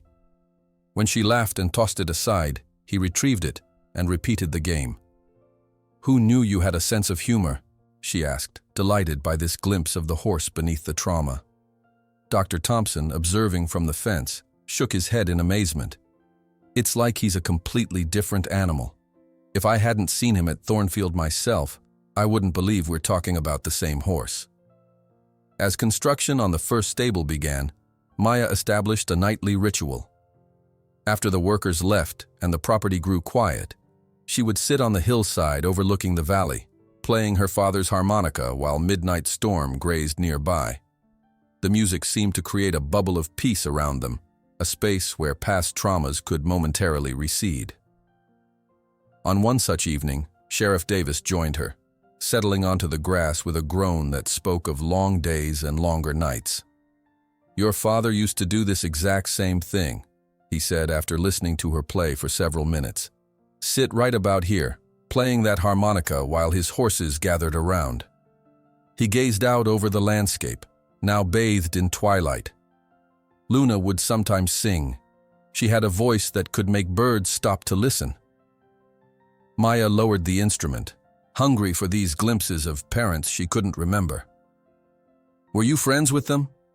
"Your dad saved my life once," Davis replied, his voice soft with memory. "Flash flood caught me crossing Willow Creek during a storm. Jack happened to be riding by, saw me get swept downstream, rode Thunder Spirit right into that raging water without hesitation." He shook his head. "That's the kind of man your father was. And that stallion. Fearless. Just like his grandson here." 2 weeks after the confrontation at Thornfield Ranch, a major development shifted the investigation into high gear. A former security guard for Thornfield Energy came forward, offering testimony that directly implicated Garrett Thornfield in ordering the fire. "He told us to make it look accidental," the man told investigators in a recorded statement that quickly leaked to the press. Said Reynolds needed to learn that nobody refuses Garrett Thornfield. "I've been living with this guilt for 15 years. The testimony, combined with the recovered threatening letters and forensic evidence from the original site, led to formal charges being filed against Thornfield. The news broke across Kentucky like wildfire, dominating headlines and conversations throughout the state. The morning after the charges were announced, Maya arrived at the construction site to find an envelope tacked to the half-built stable door. Inside was a cashier's check for an astonishing sum, along with a handwritten note from Eleanor Whitmore. "For the Reynolds Wild Horse Sanctuary, your parents' legacy deserves a proper foundation." With Eleanor's generous donation, construction accelerated. By the end of the month, the first stable was complete. A modest but solid structure with 6 spacious stalls, freshwater access, and a small medical treatment area designed to Dr. Thompson's specifications. The day the sanctuary received its official certification was the same day Thornfield was photographed entering the courthouse for his arraignment, a juxtaposition not lost on the media. While his legal team managed to secure his release on bail, the public relations damage was irreparable. Partners distanced themselves, social invitations dried up, and his once untouchable aura of power visibly diminished. On a crisp autumn evening, as golden light bathed the newly constructed sanctuary, Maya sat on the porch of her small but comfortable cabin overlooking the paddocks. Midnight Storm grazed peacefully nearby, occasionally raising his head to track the movements of birds or distant vehicles with calm interest rather than fear. "Your father used to say," Sheriff Davis commented as he settled into a rocking chair beside her with 2 steaming mugs of coffee, "that we didn't domesticate horses. They domesticated us, choosing to live with us when treated with respect." Maya smiled, her fingers instinctively finding the harmonica in her pocket. "I think Midnight Storm chose me before we even met." As if understanding his name being spoken, the magnificent black Mustang raised his head, looking directly toward the porch. Then, in the gesture that still made visitors gasp in wonder, he approached the railing and gently lowered his head, bending one front leg in a bow that seemed to contain all the gratitude and connection words could never express. The Mustang's bow lingered, a gesture so deliberate it seemed almost ceremonial. As he straightened, Midnight Storm's eyes remained fixed on Maya, reflecting the golden sunset with a depth that spoke of something beyond mere animal awareness. Sheriff Davis watched in silent wonder, his coffee forgotten in his weathered hands. "In 30 years of law enforcement," he finally murmured, "I've seen a lot of things I can't explain. But this connection between you two..." He shook his head. "It's like you're having conversations the rest of us can't hear." Maya smiled, tucking the harmonica back into her pocket. "Sometimes I think we are." The following morning dawned with the crisp clarity that heralded Kentucky's approach to autumn. Maya woke before sunrise, her routine now established in the small cabin that overlooked the emerging sanctuary. Through the window she could see Midnight Storm's dark silhouette against the pre-dawn sky, already alert and watching for her first appearance. She made her way to the barn, where Sheriff Davis and 2 deputies were unloading equipment from their vehicles. The investigation into the Reynolds fire had taken on new momentum with each passing day, the methodical collection of evidence building a case that even Thornfield's expensive lawyers couldn't easily dismiss. "We'll focus on the north corner today," Davis explained, pointing to a grid map of the property. Ground-penetrating radar showed some anomalies that might be metal objects. Maya nodded, trying to balance her hunger for justice with the painful reality that each discovery dredged up a past she had no direct memory of. The physical evidence of her parents' lives and deaths materialized piece by piece, forming a puzzle whose full picture remained elusive. "I'll stay out of your way," she promised, heading toward Midnight Storm's paddock with a measured pace that had become their morning ritual. The Mustang watched her approach, his ears forward in greeting, but his body still carrying the watchfulness that Maya suspected would never fully disappear. Trauma, she was learning, didn't vanish. It transformed, becoming a part of one's landscape rather than dominating it. "Good morning," she said softly, stopping outside the gate rather than entering immediately. This daily patience, allowing him to invite her in rather than assuming access, had become fundamental to their relationship.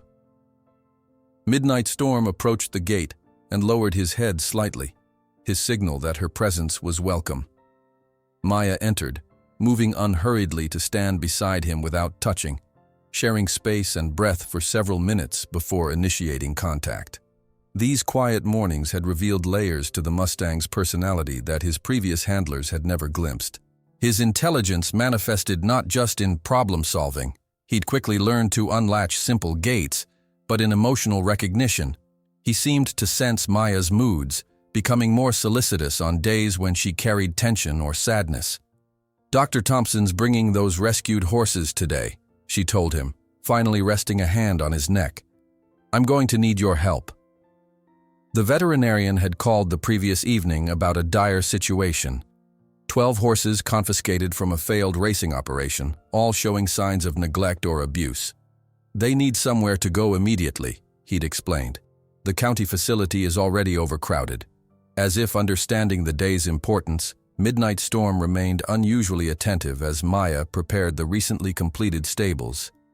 She arranged fresh bedding, filled water troughs, and organized the donated feed into clearly marked bins. Volunteers began arriving mid-morning, local teens from the 4-H club, retired horse trainers, and several of Mrs. Jenkins' church friends who had embraced the sanctuary's mission. "Where do you want these blankets?" asked Billy, a 16-year-old who had become a regular weekend helper. "In the tack room, please," Maya directed. "And can you help Mr. Grayson finish the temporary fencing for the back paddock? Dr. Thompson says at least 3 of these horses will need immediate turnout." The site hummed with purposeful activity, a stark contrast to the solitary existence Maya had known for most of her life. This newfound community still felt foreign at times, their easy acceptance more difficult to trust than Midnight Storm's cautious overtures had been. Shortly before noon, Dr. Thompson's truck appeared on the access road, pulling a large horse trailer. 2 additional trailers followed, creating a small convoy that kicked up dust visible from across the property. "They're here," Maya announced, feeling a flutter of nervousness. This would be the sanctuary's first real test, not just housing animals but beginning the delicate work of rehabilitation. Midnight Storm, who had been watching the preparations from his paddock, grew visibly alert as the trailers approached. His nostrils flared to catch their scent on the breeze, his powerful body tensing slightly. Not in fear, Maya noted, but in assessment. "Let's move him to the adjoining paddock," Dr. Thompson suggested as he climbed down from his truck. "He'll be able to see everything without being overwhelmed by direct contact." Maya led the Mustang to the neighboring enclosure, which offered a clear view of the main handling area. "I need you to be my assistant today," she told him softly. "These horses are scared, just like you were." The unloading process revealed the extent of the rescued animal's condition. 2 thin thoroughbreds with dull coats and prominent ribs hesitated at the trailer ramp, rolling their eyes at unfamiliar surroundings. A Palomino quarter horse bore visible whip marks across his hindquarters. Most disturbing was an elderly gray mare who trembled continuously, flinching at the slightest human movement. "They've been through hell," Dr. Thompson said quietly, watching as his assistants carefully led each animal to temporary stalls. The racing operation went bankrupt and the owner just left. They were without proper food or water for nearly 2 weeks before authorities were alerted. Maya felt a familiar anger rise, the same cold fury she'd experienced watching Thornfield's trainers with Midnight Storm. The casual cruelty of humans toward creatures dependent on their care was a wound that never seemed to heal. "What's the best approach?" she asked, focusing on practical action rather than helpless rage. "Exactly what you did with our Black Beauty over there," Thompson replied. "Patience, consistency, no demands. Let them set the pace." Throughout the afternoon, Maya worked methodically with each new arrival, establishing basic care routines, documenting specific injuries, and most importantly, observing their individual responses to human presence. Some turned away, seeking the far corners of their stalls. Others showed aggression born of fear, baring teeth or threatening kicks when approached. "They're all speaking the same language," Maya explained to the volunteers. "They're telling us about their experiences through their behavior. Our job is to listen without judgment." By late afternoon, the initial intake procedures were complete. The horses had been fed, watered, and given preliminary medical treatment. Most remained wary, but the immediate panic had subsided into exhausted watchfulness. Maya stood at the center of the main barn, suddenly overwhelmed by the responsibility she'd undertaken. These broken creatures now depended on her, their recovery entrusted to someone who was still healing her own wounds. "They'll be okay," Mrs. Jenkins said, appearing beside her with a thermos of hot tea. "One day at a time, just like people." As the volunteers departed and evening approached, Maya faced a decision she'd been contemplating since the horse's arrival. She made her way to Midnight Storm's paddock, where the Mustang had spent hours observing the day's activities with keen interest. "I want to try something," she told Dr. Thompson, who was preparing to leave after a final check of the new arrivals. "But I need you to trust me." She explained her idea. Allowing Midnight Storm into the large paddock with the most traumatized horses, not all 12, but the 4 whose condition permitted immediate turnout. "It's unorthodox," Thompson said, frowning. Introducing a dominant stallion to stressed horses could escalate their anxiety. "Or it could give them something more powerful than our human reassurances," Maya countered. "The example of one who's been where they are and found his way through." After careful consideration, Thompson reluctantly agreed, though he insisted on remaining to observe. "If anyone shows signs of dangerous stress, we intervene immediately," he stipulated.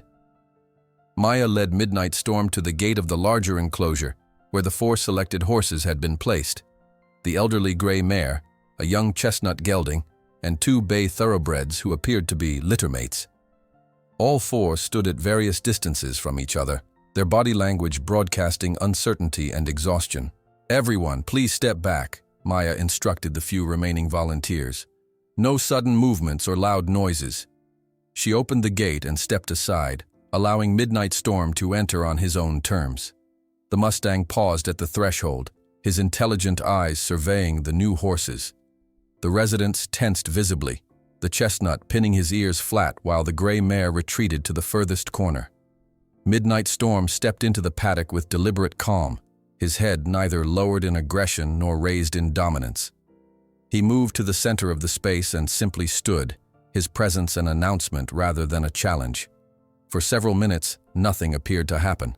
The rescued horses maintained their defensive positions, while Midnight Storm remained centered and still, occasionally lowering his head to sample the grass but primarily watching the others with alert interest. Then, with the gradual inevitability of a changing tide, the dynamics began to shift. The chestnut gelding was first, his curiosity gradually overcoming caution. He took one step toward Midnight Storm, then another, stretching his neck to catch the newcomer's scent. Midnight Storm responded with perfect equine etiquette, a soft nicker, a slight turning of his body to appear less threatening. Their noses touched briefly in the universal greeting of their kind. "My God," whispered Dr. Thompson, who observed from beyond the fence. "He's showing them it's safe." One by one, the other horses approached, each at their own pace. The elderly gray mare took longest, her trauma evidently the deepest, but even she eventually drew near enough for a cautious greeting. By sunset, all 5 horses had arranged themselves in a loose group, grazing with the relaxed synchronicity that indicated a preliminary social bond. "He's not just accepting them," Maya said, watching in wonder. "He understands what they need." Dr. Thompson shook his head in amazement. "I'd say it's unprecedented, but then everything about your relationship with him defies conventional wisdom." He gestured toward the harmonious scene. "In 15 years of veterinary practice, I've never seen anything like this. It's as if he's not just rehabilitating, he's becoming a rehabilitation facilitator himself." As twilight deepened into dusk, Maya left the horses to their natural socialization, returning to her cabin with a newfound sense of purpose. The path ahead would be challenging, each animal requiring individual attention, each carrying unique wounds both visible and hidden, but today had shown her something vital. Healing was contagious when the conditions were right. While observing the incredible scene of equine communication, Dr. Thompson said with quiet admiration, "He's not just accepting his role here, he understands the mission of this place." Without realizing that in his office in Louisville, Thornfield's lawyers were formulating a new strategy based on an ancient land ownership law that could threaten everything Maya had built. Dr. Thompson's words hung in the warm evening air as he watched the remarkable herd dynamics unfolding before him. Neither he nor Maya could have anticipated how quickly their fledgling sanctuary would be tested, nor the forces already mobilizing against them. 3 weeks after the arrival of the rescued horses, the Reynolds Wild Horse Sanctuary had begun to establish a rhythm. Each morning, Maya rose before dawn, moving through the stables with quiet efficiency, noting the small but significant improvements in their traumatized residents. The elderly gray mare, whom she'd named Willow, now approached the stall door at the sound of Maya's footsteps rather than retreating to the corner. The chestnut gelding had stopped flinching when brushed along his scarred flanks. These incremental victories fueled Maya's growing confidence in the sanctuary's mission. On a particularly bright Tuesday morning, Maya was conducting a workshop with a small group of foster children brought by the county social services department. These weekly sessions had begun as a tentative experiment, but quickly proved to be transformative for both the children and the horses. "Remember," Maya instructed as the children gathered around the paddock fence, "horses are prey animals. They're always watching, always listening for danger. When you've spent your whole life being hurt or scared, you get really good at noticing when something doesn't feel safe." Several of the children nodded with solemn understanding that went far beyond their years. Maya recognized that recognition, the silent acknowledgement that came from shared experience. Danny, a sullen 13-year-old with defensive posture and guarded eyes, hung back from the group. In the 3 sessions he'd attended, he hadn't spoken a single word to Maya or the other adults, though the social worker had whispered that this was actually progress. Until recently, he'd refused to participate in any group activities at all. "Today we're going to try something different," Maya continued. "Instead of approaching the horses, we're going to let them approach us if they want to." She demonstrated by entering the paddock and simply sitting cross-legged in the grass, making herself smaller, less threatening. The children followed her example, finding spots along the fence line where they could sit safely while still being visible to the grazing horses. "Now we wait," Maya explained. "We show them we can be still and patient." Most of the children fidgeted initially, unaccustomed to such deliberate inaction. But gradually they settled, some whispering among themselves, others watching the horses with intense concentration. Midnight Storm, who had been grazing at the far end of the paddock, raised his head and observed this unusual human behavior. After several minutes, he approached Maya with familiar ease, then, more remarkably, began moving thoughtfully among the seated children. The Mustang paused beside Danny, who sat rigidly apart from the others. The boy stared straight ahead, refusing to acknowledge the massive animal now standing beside him. Midnight Storm lowered his head, his breath ruffling Danny's unkempt hair. For a long moment, neither moved. Then, so subtly that only Maya noticed, the boy's shoulders relaxed a fraction. The black Mustang remained beside Danny for the remainder of the session, occasionally nudging the boy's shoulder or simply standing guardian-like beside him. When it was time for the children to leave, Danny finally looked up, making eye contact with the horse. Something unspoken passed between them, a recognition Maya understood all too well. As the social worker gathered the children to board their van, Danny hung back momentarily. "His name?" he asked Maya, the first words she'd heard from him.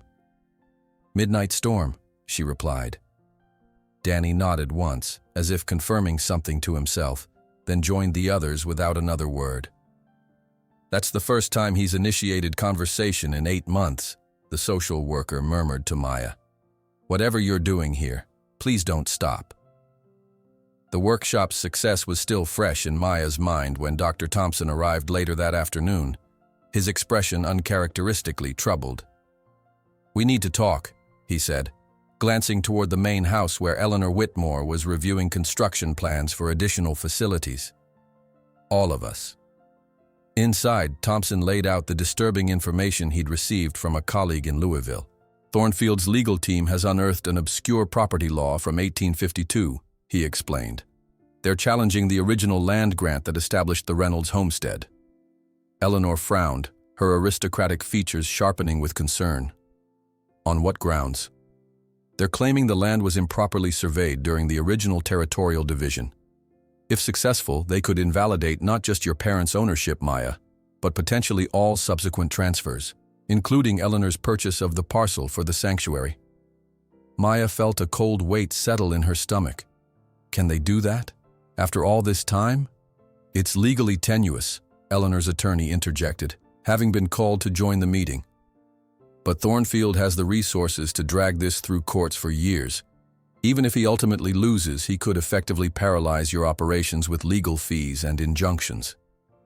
"And while we're fighting in court, what happens to the horses?" Maya asked, her voice tight with restrained anger. The silence that followed provided its own answer. That evening, after the others had departed, Maya sat alone on the porch of her small cabin, watching Midnight Storm in the nearest paddock. The Mustang seemed to sense her distress, repeatedly walking to the fence line to gaze in her direction before returning to his herd duties. "He can't take this too," she whispered to the gathering darkness. "Not after everything." The following days brought further complications. A legal notice arrived, demanding Maya cease all construction and expansion on the property pending resolution of the ownership dispute. The local building department, previously supportive, now hesitated to issue new permits. Suppliers began requiring payment in advance, citing uncertainty about the project's future. Yet alongside these setbacks came unexpected allies. The story of Thornfield's latest maneuver spread through Willow Creek with the speed of summer lightning. Mrs. Jenkins organized an impromptu meeting at her hardware store where locals brainstormed ways to support the sanctuary. "If they won't give you permits, we build what doesn't need them," declared Mr. Grayson, the retired carpenter. "Portable structures, temporary fencing, all perfectly legal without permits." The feed store owner offered extended credit terms. 3 local farmers promised hay deliveries regardless of payment schedule. The County Veterinary Association, led by Dr. Thompson, established a fund to cover medical expenses for the sanctuary's residents. This groundswell of practical support sustained Maya through increasingly frustrating legal consultations. Eleanor's attorneys, though skilled, couldn't offer guarantees against Thornfield's scorched earth tactics. "He knows he might not win," Eleanor explained during one particularly disheartening meeting, "but he can make victory so costly that it feels like defeat." 1 week after receiving the legal notice, Maya was awakened at midnight by Midnight Storm's distressed neighing. She rushed outside to find the Mustang pacing anxiously along his fence line, ears pricked toward the sanctuary's main entrance. Following his gaze, Maya spotted movement near the property boundary. Flashlights bobbing in the darkness, the low murmur of male voices. Grabbing her cell phone, she quickly texted Sheriff Davis before moving cautiously toward the disturbance. As she drew closer, Maya recognized Thornfield's security chief directing several men who appeared to be surveying the property line. Their presence, while technically on public land, carried unmistakable intimidation. "Evening, Miss Reynolds," the security chief called, his tone mockingly polite. "Mr. Thornfield is merely exercising his right to inspect what will soon be his property again." "This is harassment," Maya replied evenly, aware of Midnight Storm's continued alarm calls behind her. "And you're disturbing animals that have already been traumatized." "Just doing our job," the man shrugged, "documenting the boundaries for court. You might want to get used to these visits." Before Maya could respond, headlights appeared on the access road. Sheriff Davis arriving with remarkable speed, his patrol car kicking up dust as it approached. "Everything all right here?" he asked, stepping out with one hand resting meaningfully on his service weapon. The confrontation ended with Thornfield's men retreating, but the message had been delivered. They would be watching, waiting, applying pressure wherever possible. The incident catalyzed further community response. By the following evening, a rotation schedule had been established, with local volunteers taking shifts to maintain a continuous presence at the sanctuary. The impromptu security force included farmers, teachers, even Pastor Williams himself, who arrived with thermoses of coffee and a determined expression. "In seminary, they taught us that faith without works is dead," he explained simply. "This seems like work worth doing." Despite these heartening displays of solidarity, Maya couldn't shake her growing concern about Thornfield's desperation. His legal position was weakening daily as the investigation into her parents' deaths uncovered more damning evidence. His business relationships were fracturing under the weight of negative publicity. For a man accustomed to wielding absolute power, such losses might drive him to extreme measures. Her fears materialized 3 nights later. Danny, who had begun visiting the sanctuary daily after school, was helping Maya with evening feeding when Midnight Storm's warning call rang out again, this time with greater urgency. Maya rushed outside to find a more ominous scene than before. 3 of Thornfield's security personnel were at the main gate, but this time they carried bolt cutters and what appeared to be containers of liquid. "Get inside and call the sheriff," Maya instructed Danny, her voice calm despite the adrenaline flooding her system. "Then call Dr. Thompson and Mrs. Jenkins." The boy hesitated. "What are they doing?" "Something illegal," Maya answered truthfully. "Go now, please." As Danny disappeared toward the office, Maya walked steadily toward the intruders, making herself visible in the security lights. Behind her, other volunteers emerged from various buildings, creating a united front against the threat. "Whatever he's paying you," Maya called to the men, "it's not worth prison time for arson or criminal damage." The men faltered, clearly not expecting to find the property occupied at this hour. Their hesitation lasted just long enough for the first community members to arrive. Mr. Grayson's pickup truck skidding to a stop on the gravel drive, followed quickly by 3 more vehicles. By the time Sheriff Davis arrived, Thornfield's men had retreated, leaving behind the containers that testing would later confirm contained gasoline. In the aftermath, as volunteers patrolled the property perimeter and Davis documented the attempted intrusion, Maya found Danny sitting quietly beside Midnight Storm's paddock. The Mustang stood watchful at the fence line, his attention divided between the human activity and the boy. "They were going to burn it," Danny said when Maya joined him, "like they did to your parents." The simple, devastating accuracy of his assessment struck Maya silent for a moment. "Yes," she finally acknowledged. "I think they were." "He's scared of you," the boy continued, nodding toward the distant lights of Thornfield's estate. "People like him. They're terrified of people like us." "Like us?" "People they couldn't break." Danny's hand reached up to rest lightly on Midnight Storm's muzzle, no matter how hard they tried. The wisdom in the boy's words resonated deeply. Maya watched as Danny's small hand remained steady on the Mustang's powerful face. Two survivors finding recognition in each other. In the small office, while volunteers continued their vigilance outside, Sheriff Davis made a series of urgent phone calls. When he emerged, his expression held grim satisfaction. "That was the district attorney," he told Maya. "Based on tonight's evidence and our accumulated case, they're executing search warrants on Thornfield's offices and home at first light. And," he paused significantly, "they've frozen his accounts pending investigation." The implications sank in slowly. Without access to his financial resources, Thornfield's legal attacks would be severely hampered. The sanctuary might gain the breathing room it desperately needed.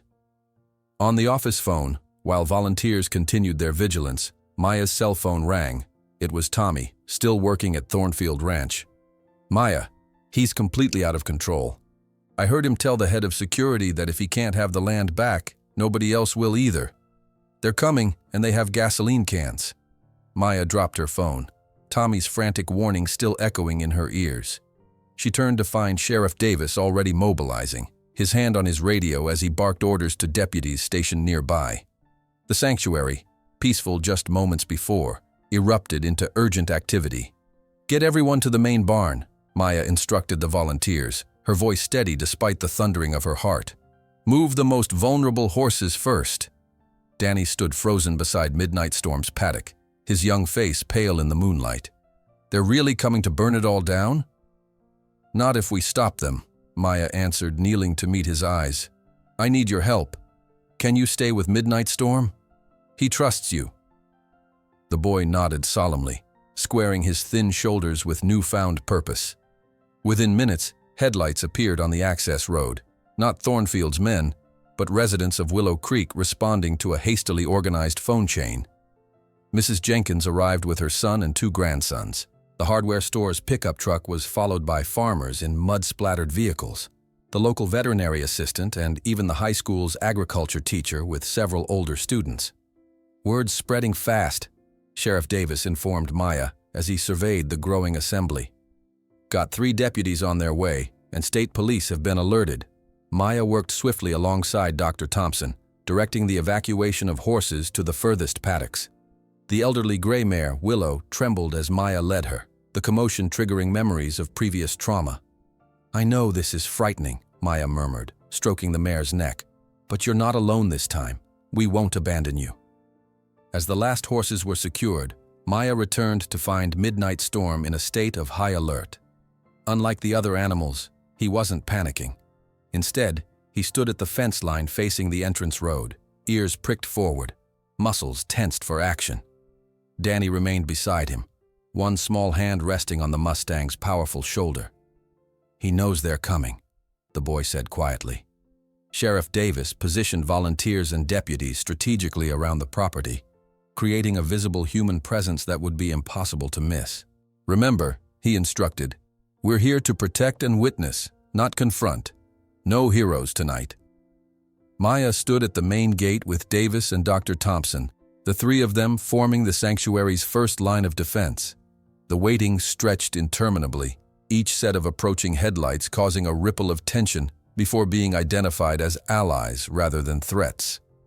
"Maybe Tommy was wrong," Dr. Thompson suggested as midnight approached. "Or maybe they spotted our preparations and backed off." Before Maya could respond, Midnight Storm's powerful neigh cut through the night air, a warning as clear as any human alarm. Seconds later, the distinctive sound of vehicles approaching from the rarely used back access road reached them. "They're coming around behind us," Sheriff Davis realized, immediately redirecting deputies to the secondary entrance. Maya ran toward Midnight Storm's paddock, knowing instinctively that the Mustang had perceived what human senses had missed. As she approached, she saw Danny opening the gate despite clear instructions to keep all horses contained. "Danny, wait," she began, but stopped short as Midnight Storm burst through the opening with deliberate intent rather than panic. Instead of fleeing, the Mustang galloped directly toward the back of the property where the threat was materializing. Maya and Danny followed, reaching the rear boundary just as 3 dark vehicles cut their headlights and approached on the dirt track beyond the fence line. In the pale moonlight, Maya recognized Thornfield himself in the lead SUV, a final, desperate move by a man who had always believed his wealth placed him above consequences. 4 men emerged from the vehicles, carrying gas cans and what appeared to be road flares. Midnight Storm planted himself directly between the approaching figures and the sanctuary, his powerful body a living barrier. He reared suddenly, front hooves slashing the air in unmistakable challenge, his neigh echoing across the nighttime landscape.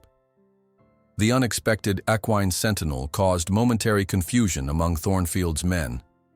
In that critical pause, Sheriff Davis arrived with deputies and volunteers, creating a wall of witnesses with cell phones recording everything. "Garrett Thornfield," Davis called out, his voice carrying across the property line. "You are trespassing with clear intent to commit arson. Put down those containers and step away from the vehicles." For a moment, it seemed Thornfield might retreat. Then something in his expression hardened, a lifetime of unchecked power crystallizing into one final act of defiance. "This land was mine before it was theirs," he shouted, his voice brittle with rage. "Reynolds stole my future when he refused to sell, and his half-breed brat won't profit from his stubbornness." Maya stepped forward, standing beside Midnight Storm, whose ears flicked back to register her presence without taking his eyes off the threat. "My father didn't steal anything," she replied, her voice clear in the night air. "He protected what was precious, just like I'm doing now." "Protected?" Thornfield's laugh held no humor. "He died screaming in that fire, just like you will if you don't walk away from this now." The confession, delivered in his fury and captured on multiple recording devices, sent a ripple through the gathered witnesses. Sheriff Davis stepped forward, his hand on his service weapon. "Garrett Thornfield, you are under arrest for the murders of Jack and Luna Reynolds, attempted arson, and conspiracy to commit multiple felonies." Something in Thornfield snapped. He grabbed a gas can from one of his men and lurched toward the fence line, sloshing liquid as he moved. "If I can't have it, nobody will." What happened next unfolded with dreamlike clarity. Midnight Storm, reading the escalating threat with preternatural awareness, launched himself toward the fence. In a display of power that left witnesses gasping, the Mustang cleared the 5-foot boundary, landing directly between Thornfield and the property line.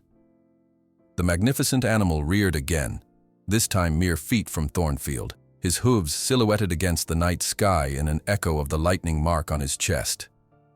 Man and horse faced each other. Unbridled power versus corrupt power, wild freedom versus corrupted entitlement. Thornfield stumbled backward, the gas can falling from his grip. As he reached inside his jacket, deputies swarmed forward, restraining him and his men before further escalation could occur. "The gun in his jacket pocket makes this attempted murder as well," Sheriff Davis announced grimly as deputies secured the scene. The following morning dawned with surreal normalcy, sunlight spilling across paddocks where horses grazed peacefully, as though the night's drama had been merely a shared nightmare. News vans lined the access road, reporters delivering updates against the backdrop of the sanctuary with Midnight Storm's dramatic fence jump replayed on screens across the country. "The evidence is overwhelming," Sheriff Davis told Maya, as they watched Thornfield being formally processed at the county courthouse. His confession was caught on at least 7 different devices, and the search of his home yielded documentation connecting him directly to your parents' murder. Maya nodded, still processing the reality that her parents' killer would finally face justice. "What about the sanctuary, the land dispute?" "His lawyers are already negotiating," Davis replied. "With his assets frozen and criminal charges mounting, they're looking to cut deals wherever possible. The land claim will be dropped as part of any agreement." 1 year later, the Reynolds Wild Horse Sanctuary had transformed from desperate beginning to thriving reality. New stables housed 34 rescued horses in various stages of rehabilitation. A purpose-built classroom welcomed groups of foster children 3 times weekly for therapeutic sessions. The original cabin had been joined by a modest residential facility where troubled youth could stay for intensive programs. On a golden autumn afternoon, Maya sat on the main house's porch watching Danny, now the sanctuary's first official assistant, guiding a group of newly arrived teenagers through their initial horse interaction. His confidence with the animals had grown alongside his slowly healing trust in humans, his story becoming one of the sanctuary's most powerful testaments to resilience. "Remember," she heard him telling a defensive 14-year-old girl with familiar wariness in her eyes, "they can sense what you're feeling before you even know you're feeling it. They don't care about your past or what other people say about you. They just care about who you are right now, in this moment." Sheriff Davis settled into the rocking chair beside Maya, offering a steaming mug of coffee. "Kid's a natural," he commented, nodding toward Danny. "Reminds me of you when you first came here." "He's found his place," Maya agreed. "We both have." The legal aftermath of Thornfield's arrest had yielded unexpected blessings. As part of his plea agreement to avoid the death penalty, Thornfield had been forced to establish a trust that would permanently fund the sanctuary's operations. Justice had taken a practical form that would sustain Jack and Luna Reynolds' legacy for generations to come. Midnight Storm grazed peacefully in the nearest paddock, occasionally raising his head to monitor the activities around him. The traumatized, aggressive Mustang who had arrived at Thornfield Ranch was now unrecognizable in this confident, balanced animal who moved with the natural authority of a herd leader. "Your father used to say," Sheriff Davis remarked, watching the Mustang with thoughtful eyes, "that the true measure of horsemanship isn't control, but partnership. He said when it's right, you can't tell where the human ends and the horse begins." Maya smiled, her hand finding the harmonica in her pocket. The instrument that had first connected her to Midnight Storm and, through him, to parents she'd never truly known. As the afternoon light mellowed into evening gold, Maya stepped off the porch and walked to the paddock fence. Midnight Storm immediately approached, his greeting soft and familiar. Behind her, visitors who had come to tour the sanctuary paused to watch the interaction between woman and horse. Maya withdrew the harmonica and began to play the bluegrass melody that had first bridged their worlds. The music drifted across the sanctuary where rescued horses raised their heads to listen, and troubled teenagers paused in their activities, momentarily united by the simple, haunting notes. As the final refrain faded into the autumn air, Midnight Storm did what he had done that very first night, the gesture that still made visitors gasp in wonder. The powerful Mustang lowered his head and gently bent one front leg, a bow that contained all the communication words could never express. Recognition, gratitude, and the profound bond between two souls who had found healing in each other.